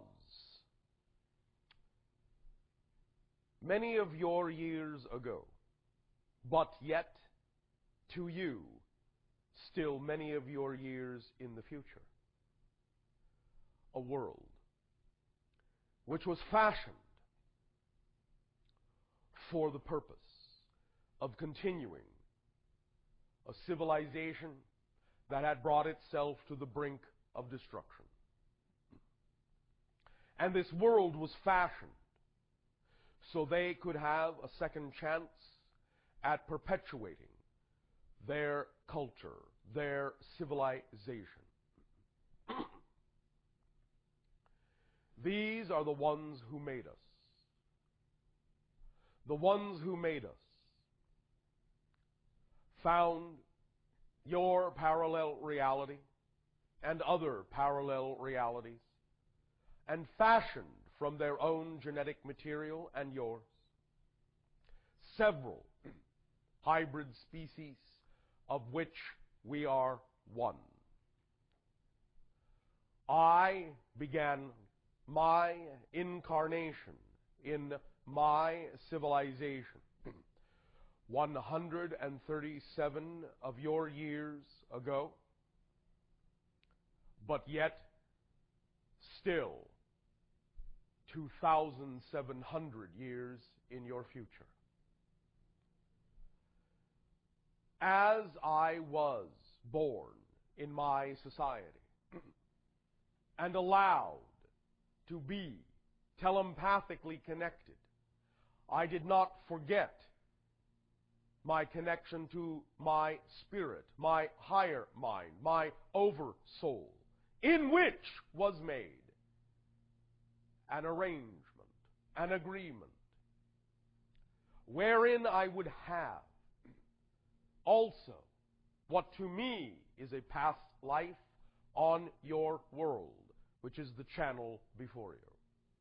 And in that arrangement was set out certain parameters for how that communication would occur, would evolve.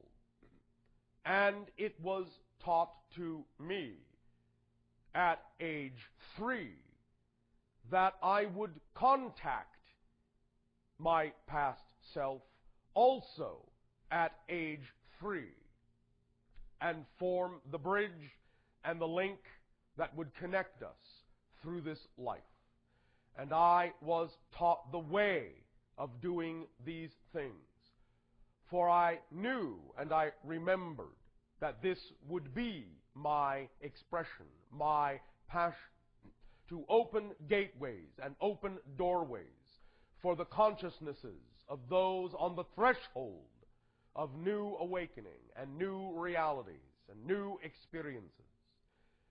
And I was filled with great joy to realize my becoming.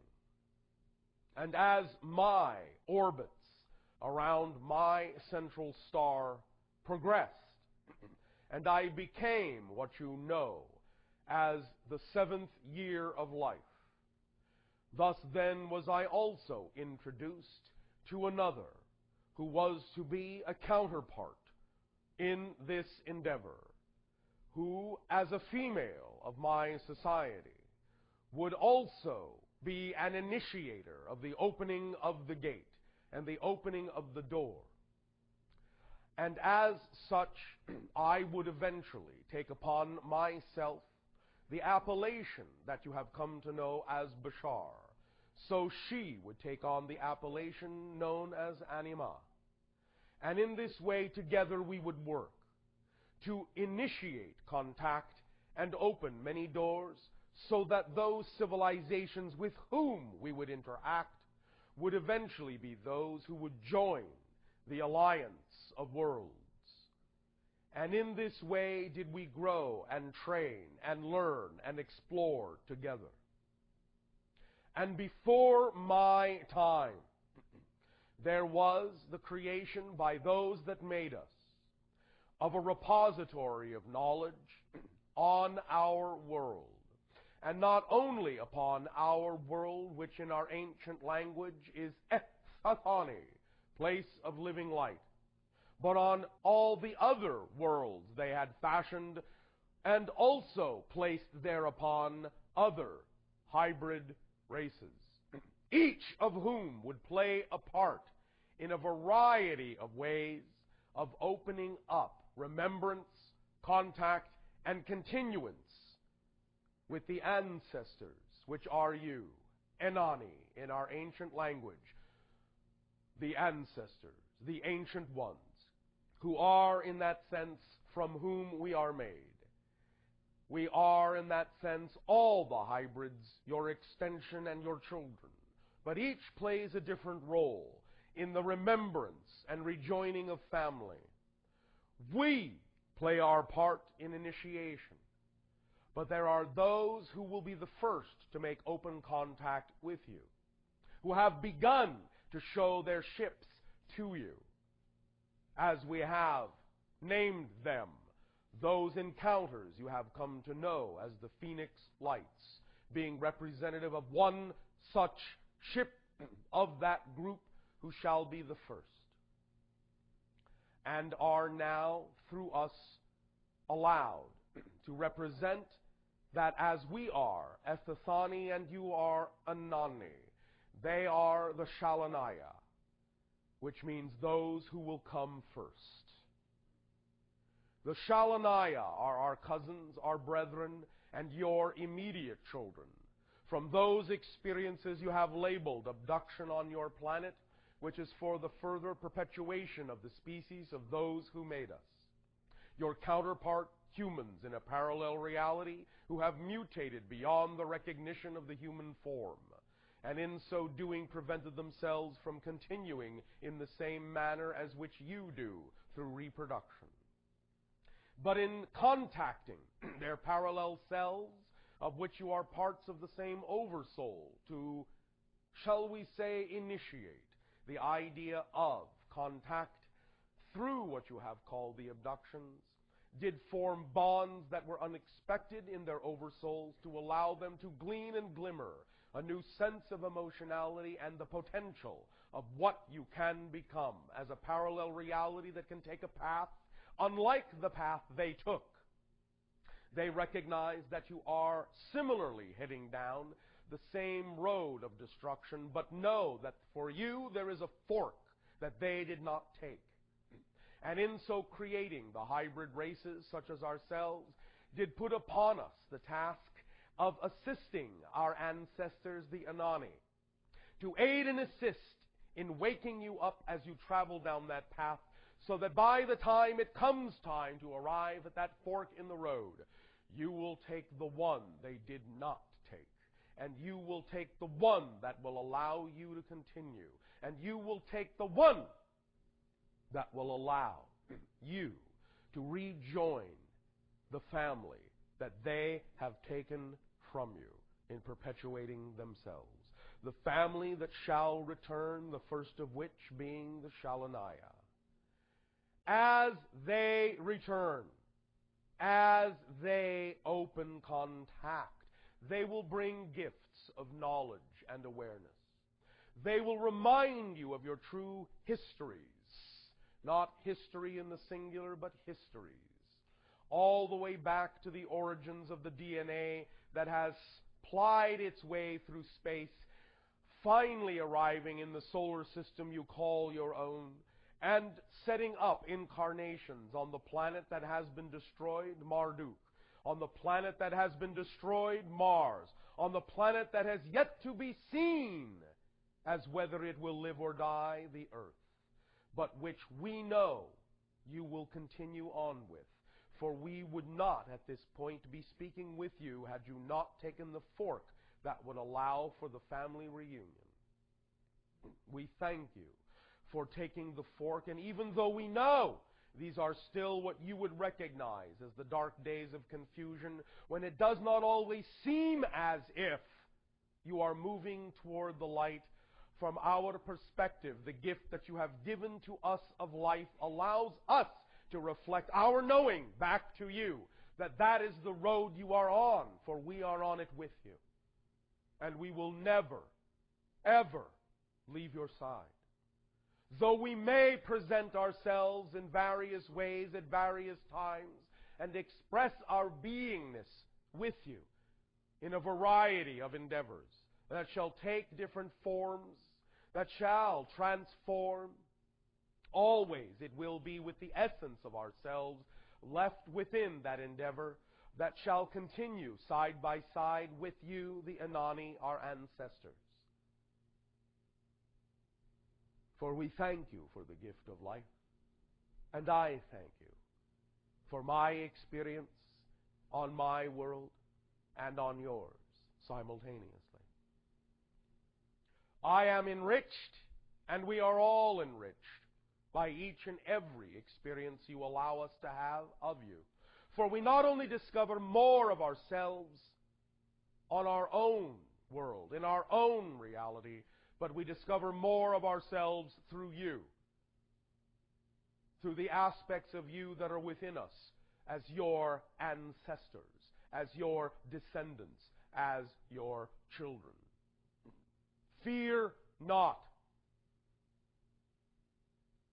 Worry not. You will become what you desire to be. For we see you as you are in our time. And in our time, you are among the stars. And you know who you are. And in our time, there is another form of life on earth, learning its lessons, creating its experiences.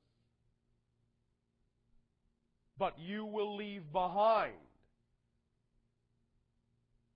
a few things they will ponder, and they will wonder about you and where you went. And in spirit, you will guide them. Even as in body, you will explore other worlds and assist others as we assist you. Other star systems evolving, other cultures evolving. And you will contact them much as we have contacted you. And you will be their entities and make them wonder what lies beyond. And you will bring them up the ladder with all of us as you take your place as a full-fledged member of the Interstellar Alliance. That gathering, which together synchronistically expands, enriches all who participate, all who harmonize within it. Because the core is the freedom to be the fullest individual and to learn that by being such, that this is what creates the harmony of unity. That diversity and the strengthening of your diversity, your true nature, is what allows for the harmony of the unification to express itself perfectly and allows for continued expansion within all that is. We share with you our beating heart. For it is with the unconditional love of all that is that we speak with you and that we remind you to know yourselves fully.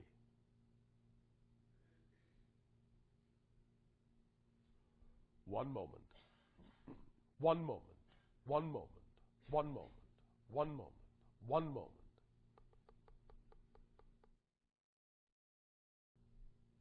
Look to your Arizona area in your year of 2010. There shall be another opportunity for contact with the Shalanaya. Look to your Arizona area in your year of 2010. There shall be another opportunity for contact with the Shalanaya. In your year of 2008,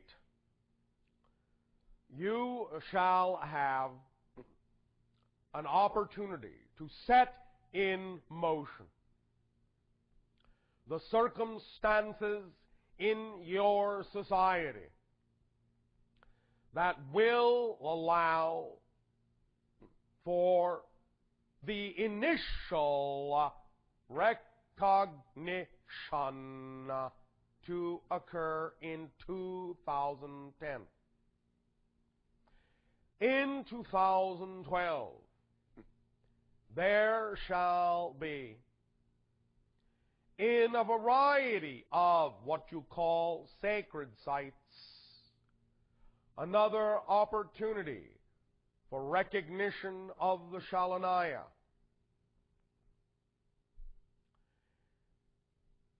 "5 years hence from then what you would call your year of 2017,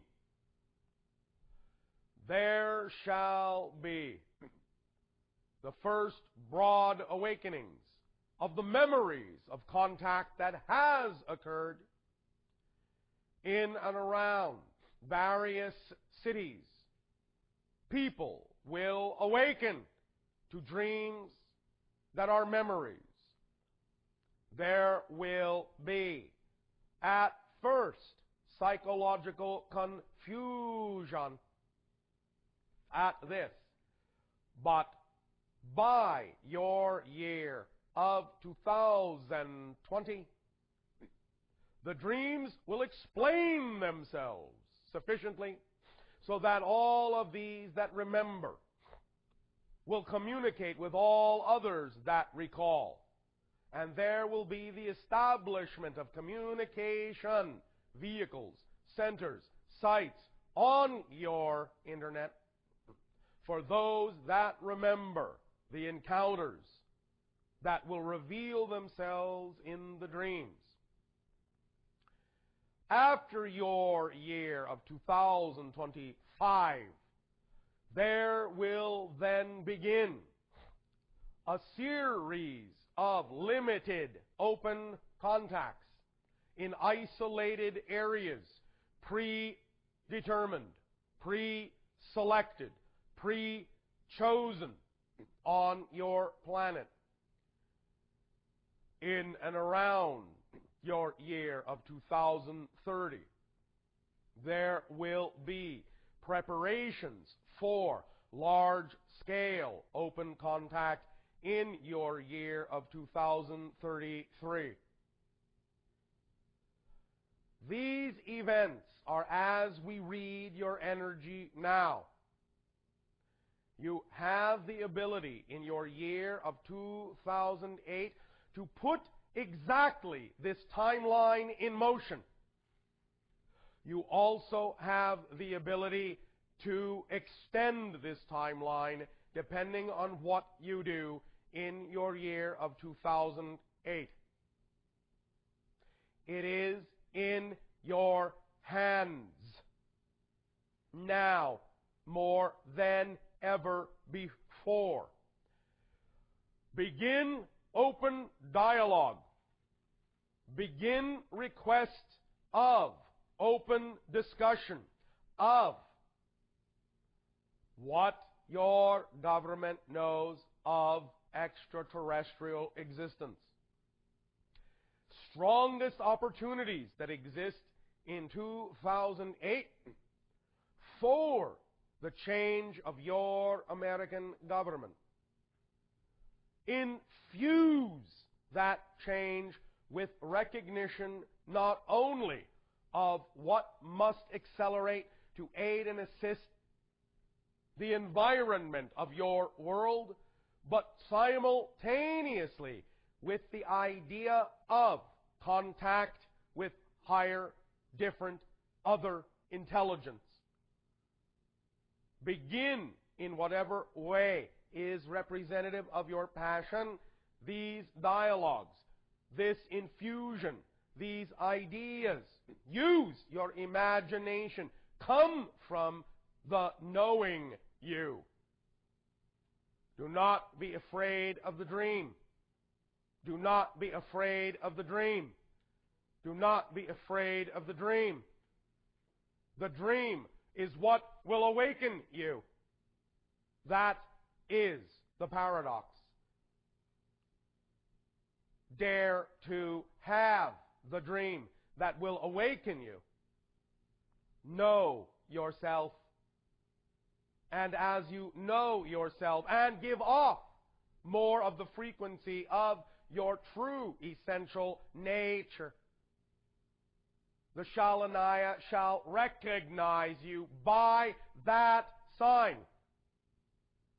and shall gravitate toward those they must meet when the time comes, when the reunion happens.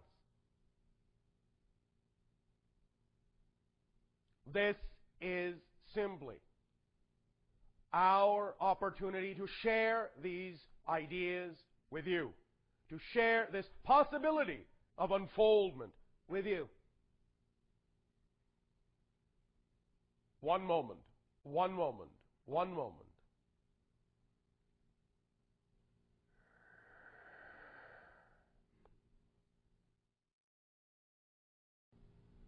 Mommy, Daddy,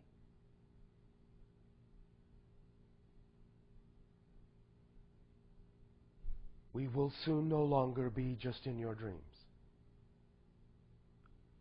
Mommy, Daddy, if you will have us, we will live side by side on a new world that will be both your and our home. Until then, we will be in your dreams. Good night, Mommy.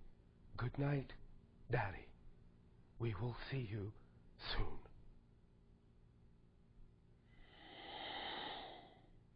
One moment.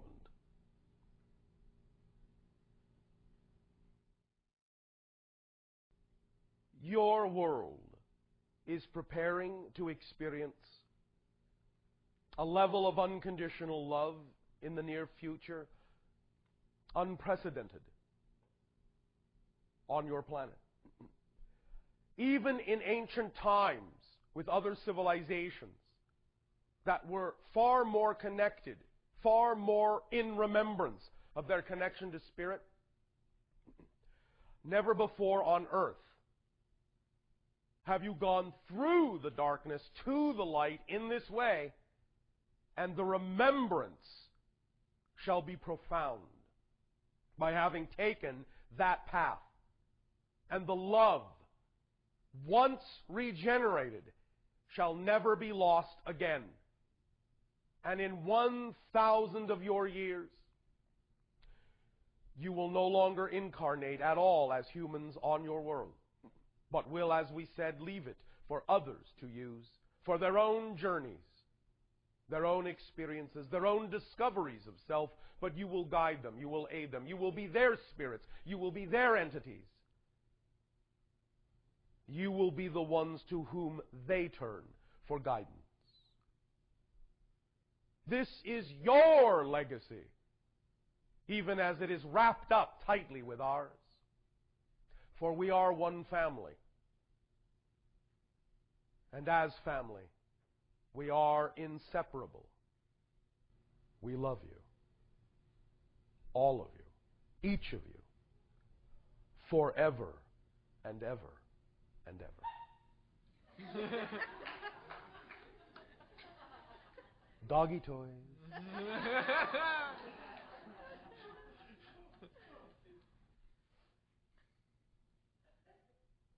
We are going to remind you now to know yourselves. Remember the simple things we have shown you here. The simple ways. The I am. To be in knowing. The dot on the paper. That's all it takes. Know what you know. You don't need to know what you don't know right now. That is sufficient for you to be all you need to be in this moment. Enjoy yourselves as we enjoy you.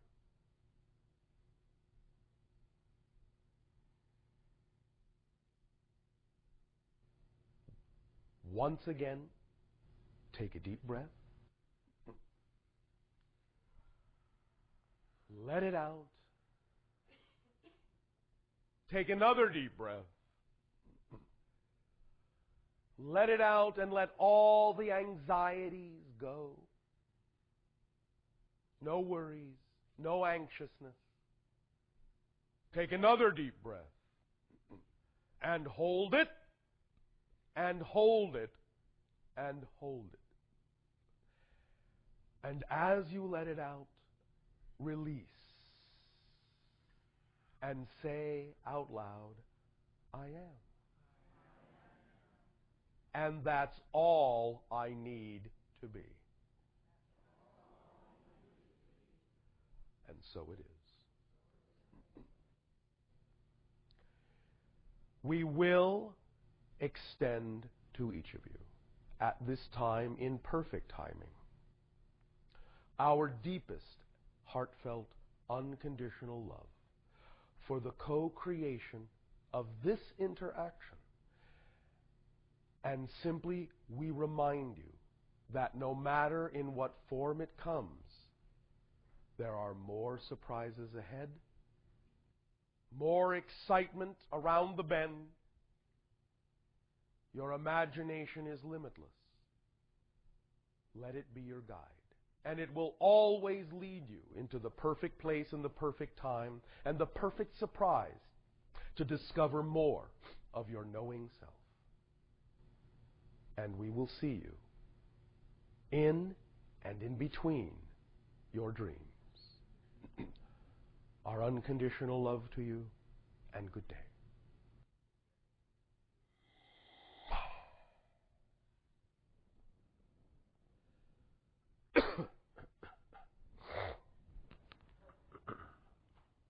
How did it go?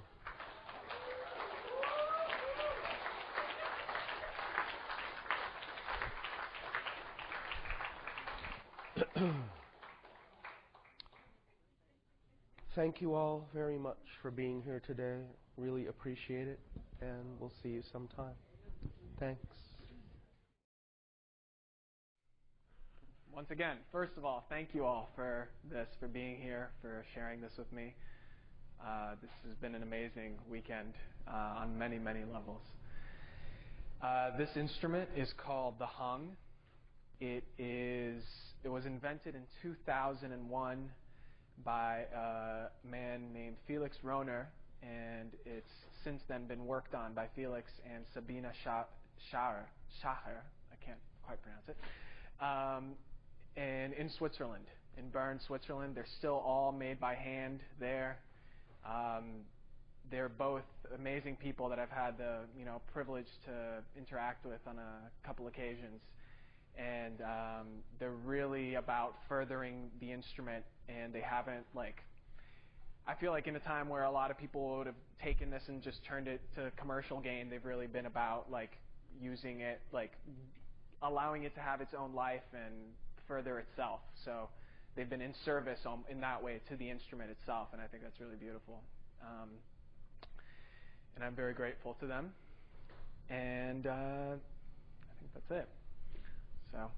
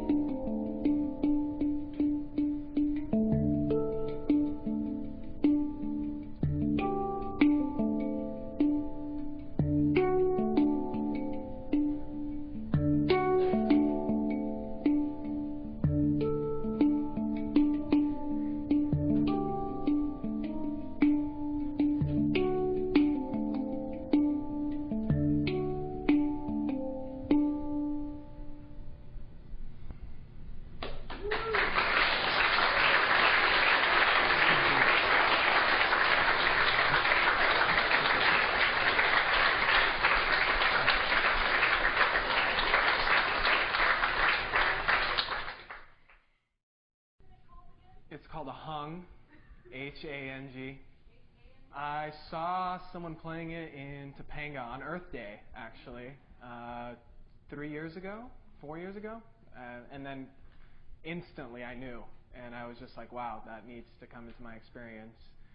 And yeah, went to Switzerland. The bottom side, actually, you can play as well. You can do that kind of stuff, yeah. But this is a D minor scale. For me, the experience of playing it is really like I've never played an instrument with notes before. I've been a percussionist for maybe 5 years, and before this, I'd never really played anything, other than some experiments in junior high and stuff like that. But what's amazing about this instrument is that it gives you such a beautiful foundation to work from, where you can't really go wrong, that it allows you just like a lot of freedom in your expression. It allows you complete just like improvisation, and to really put yourself, I make myself very present to all the energy that's here and everything that I'm experiencing, and I channel that through my playing, and that's my form of channeling. And it often has, as I see it has had today, a profound effect on at least one individual, like a really profound effect. And it's because they're using the instrument and they're using me to channel that which they needed to experience vibrationally. And I'm very grateful to be a part of that, and it's a real joy for me to do. So it can be tuned. They make them in many different tonal arrangements. They've actually kind of moved beyond thinking about it in terms of scale, and they just like to think. They like to call structure, tonal structure, things that you can build with. And they have a very, and they're still really exploring it, and they're still. I actually was in Europe recently, 2 months ago, and I met with them, and I put together a presentation and shared with them things that knowledge that I'd researched and gotten also primarily through contact with Bashar. I was here right before I left for my trip, and I asked Bashar specific questions about the development of the instrument. And so I went and I shared those ideas with them in terms of integrating phi ratio, harmonics, and acoustics into the design of the shell itself. Many other, among other things. And I feel like I planted a seed, and I hope, they had some background in it already, but at the same time, they are also coming from a very traditional, let's say, scientific background, in which they were just kind of they had seen certain geometrical principles almost as a metaphor, but they hadn't really thought about expressing them physically and that being that having a measurable effect. And so I hope that that's something they experiment with, because I think it would create. The instrument's already phenomenal, but I think it can always be refined. It's very new. Like I said, it's 7 years old this year. So when I bought this one right now, it was $1,200. In the past, they were cheaper. I've seen them on eBay go up to $8,000, which is just crazy. But some people, if they gotta have one, I guess they gotta have one. Whatever path of least resistance will take to get that. So they were steel drum makers, traditional Caribbean steel drums. Well, my realization, one of the first things that I, in playing it, is that this is very close to being in the proportion of a Vesica Pisces, a three-dimensional Vesica Pisces, which is the intersection of two spheres, right? If you had two spheres that continued outward from this hemisphere and this hemisphere, it would create a shape that was similar to this, although it would have to be a little bit wider. And that's one of the changes I proposed in the making, so that it was perfectly in those ratios and perfectly, so that acoustically that just has an effect. If you look at cathedrals or churches or things, many of these sacred buildings or even cave systems that occur naturally, if you start analyzing the geometry of them, there are certain ratios that come up over and over again, and they have an effect on how vibration propagates itself. And so that's kind of how I want to. It's made of an alloy, steel primarily, and a few other things.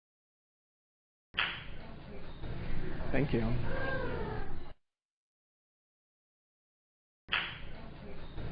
Thank you.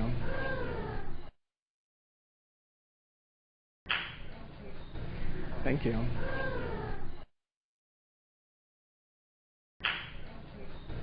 Thank you.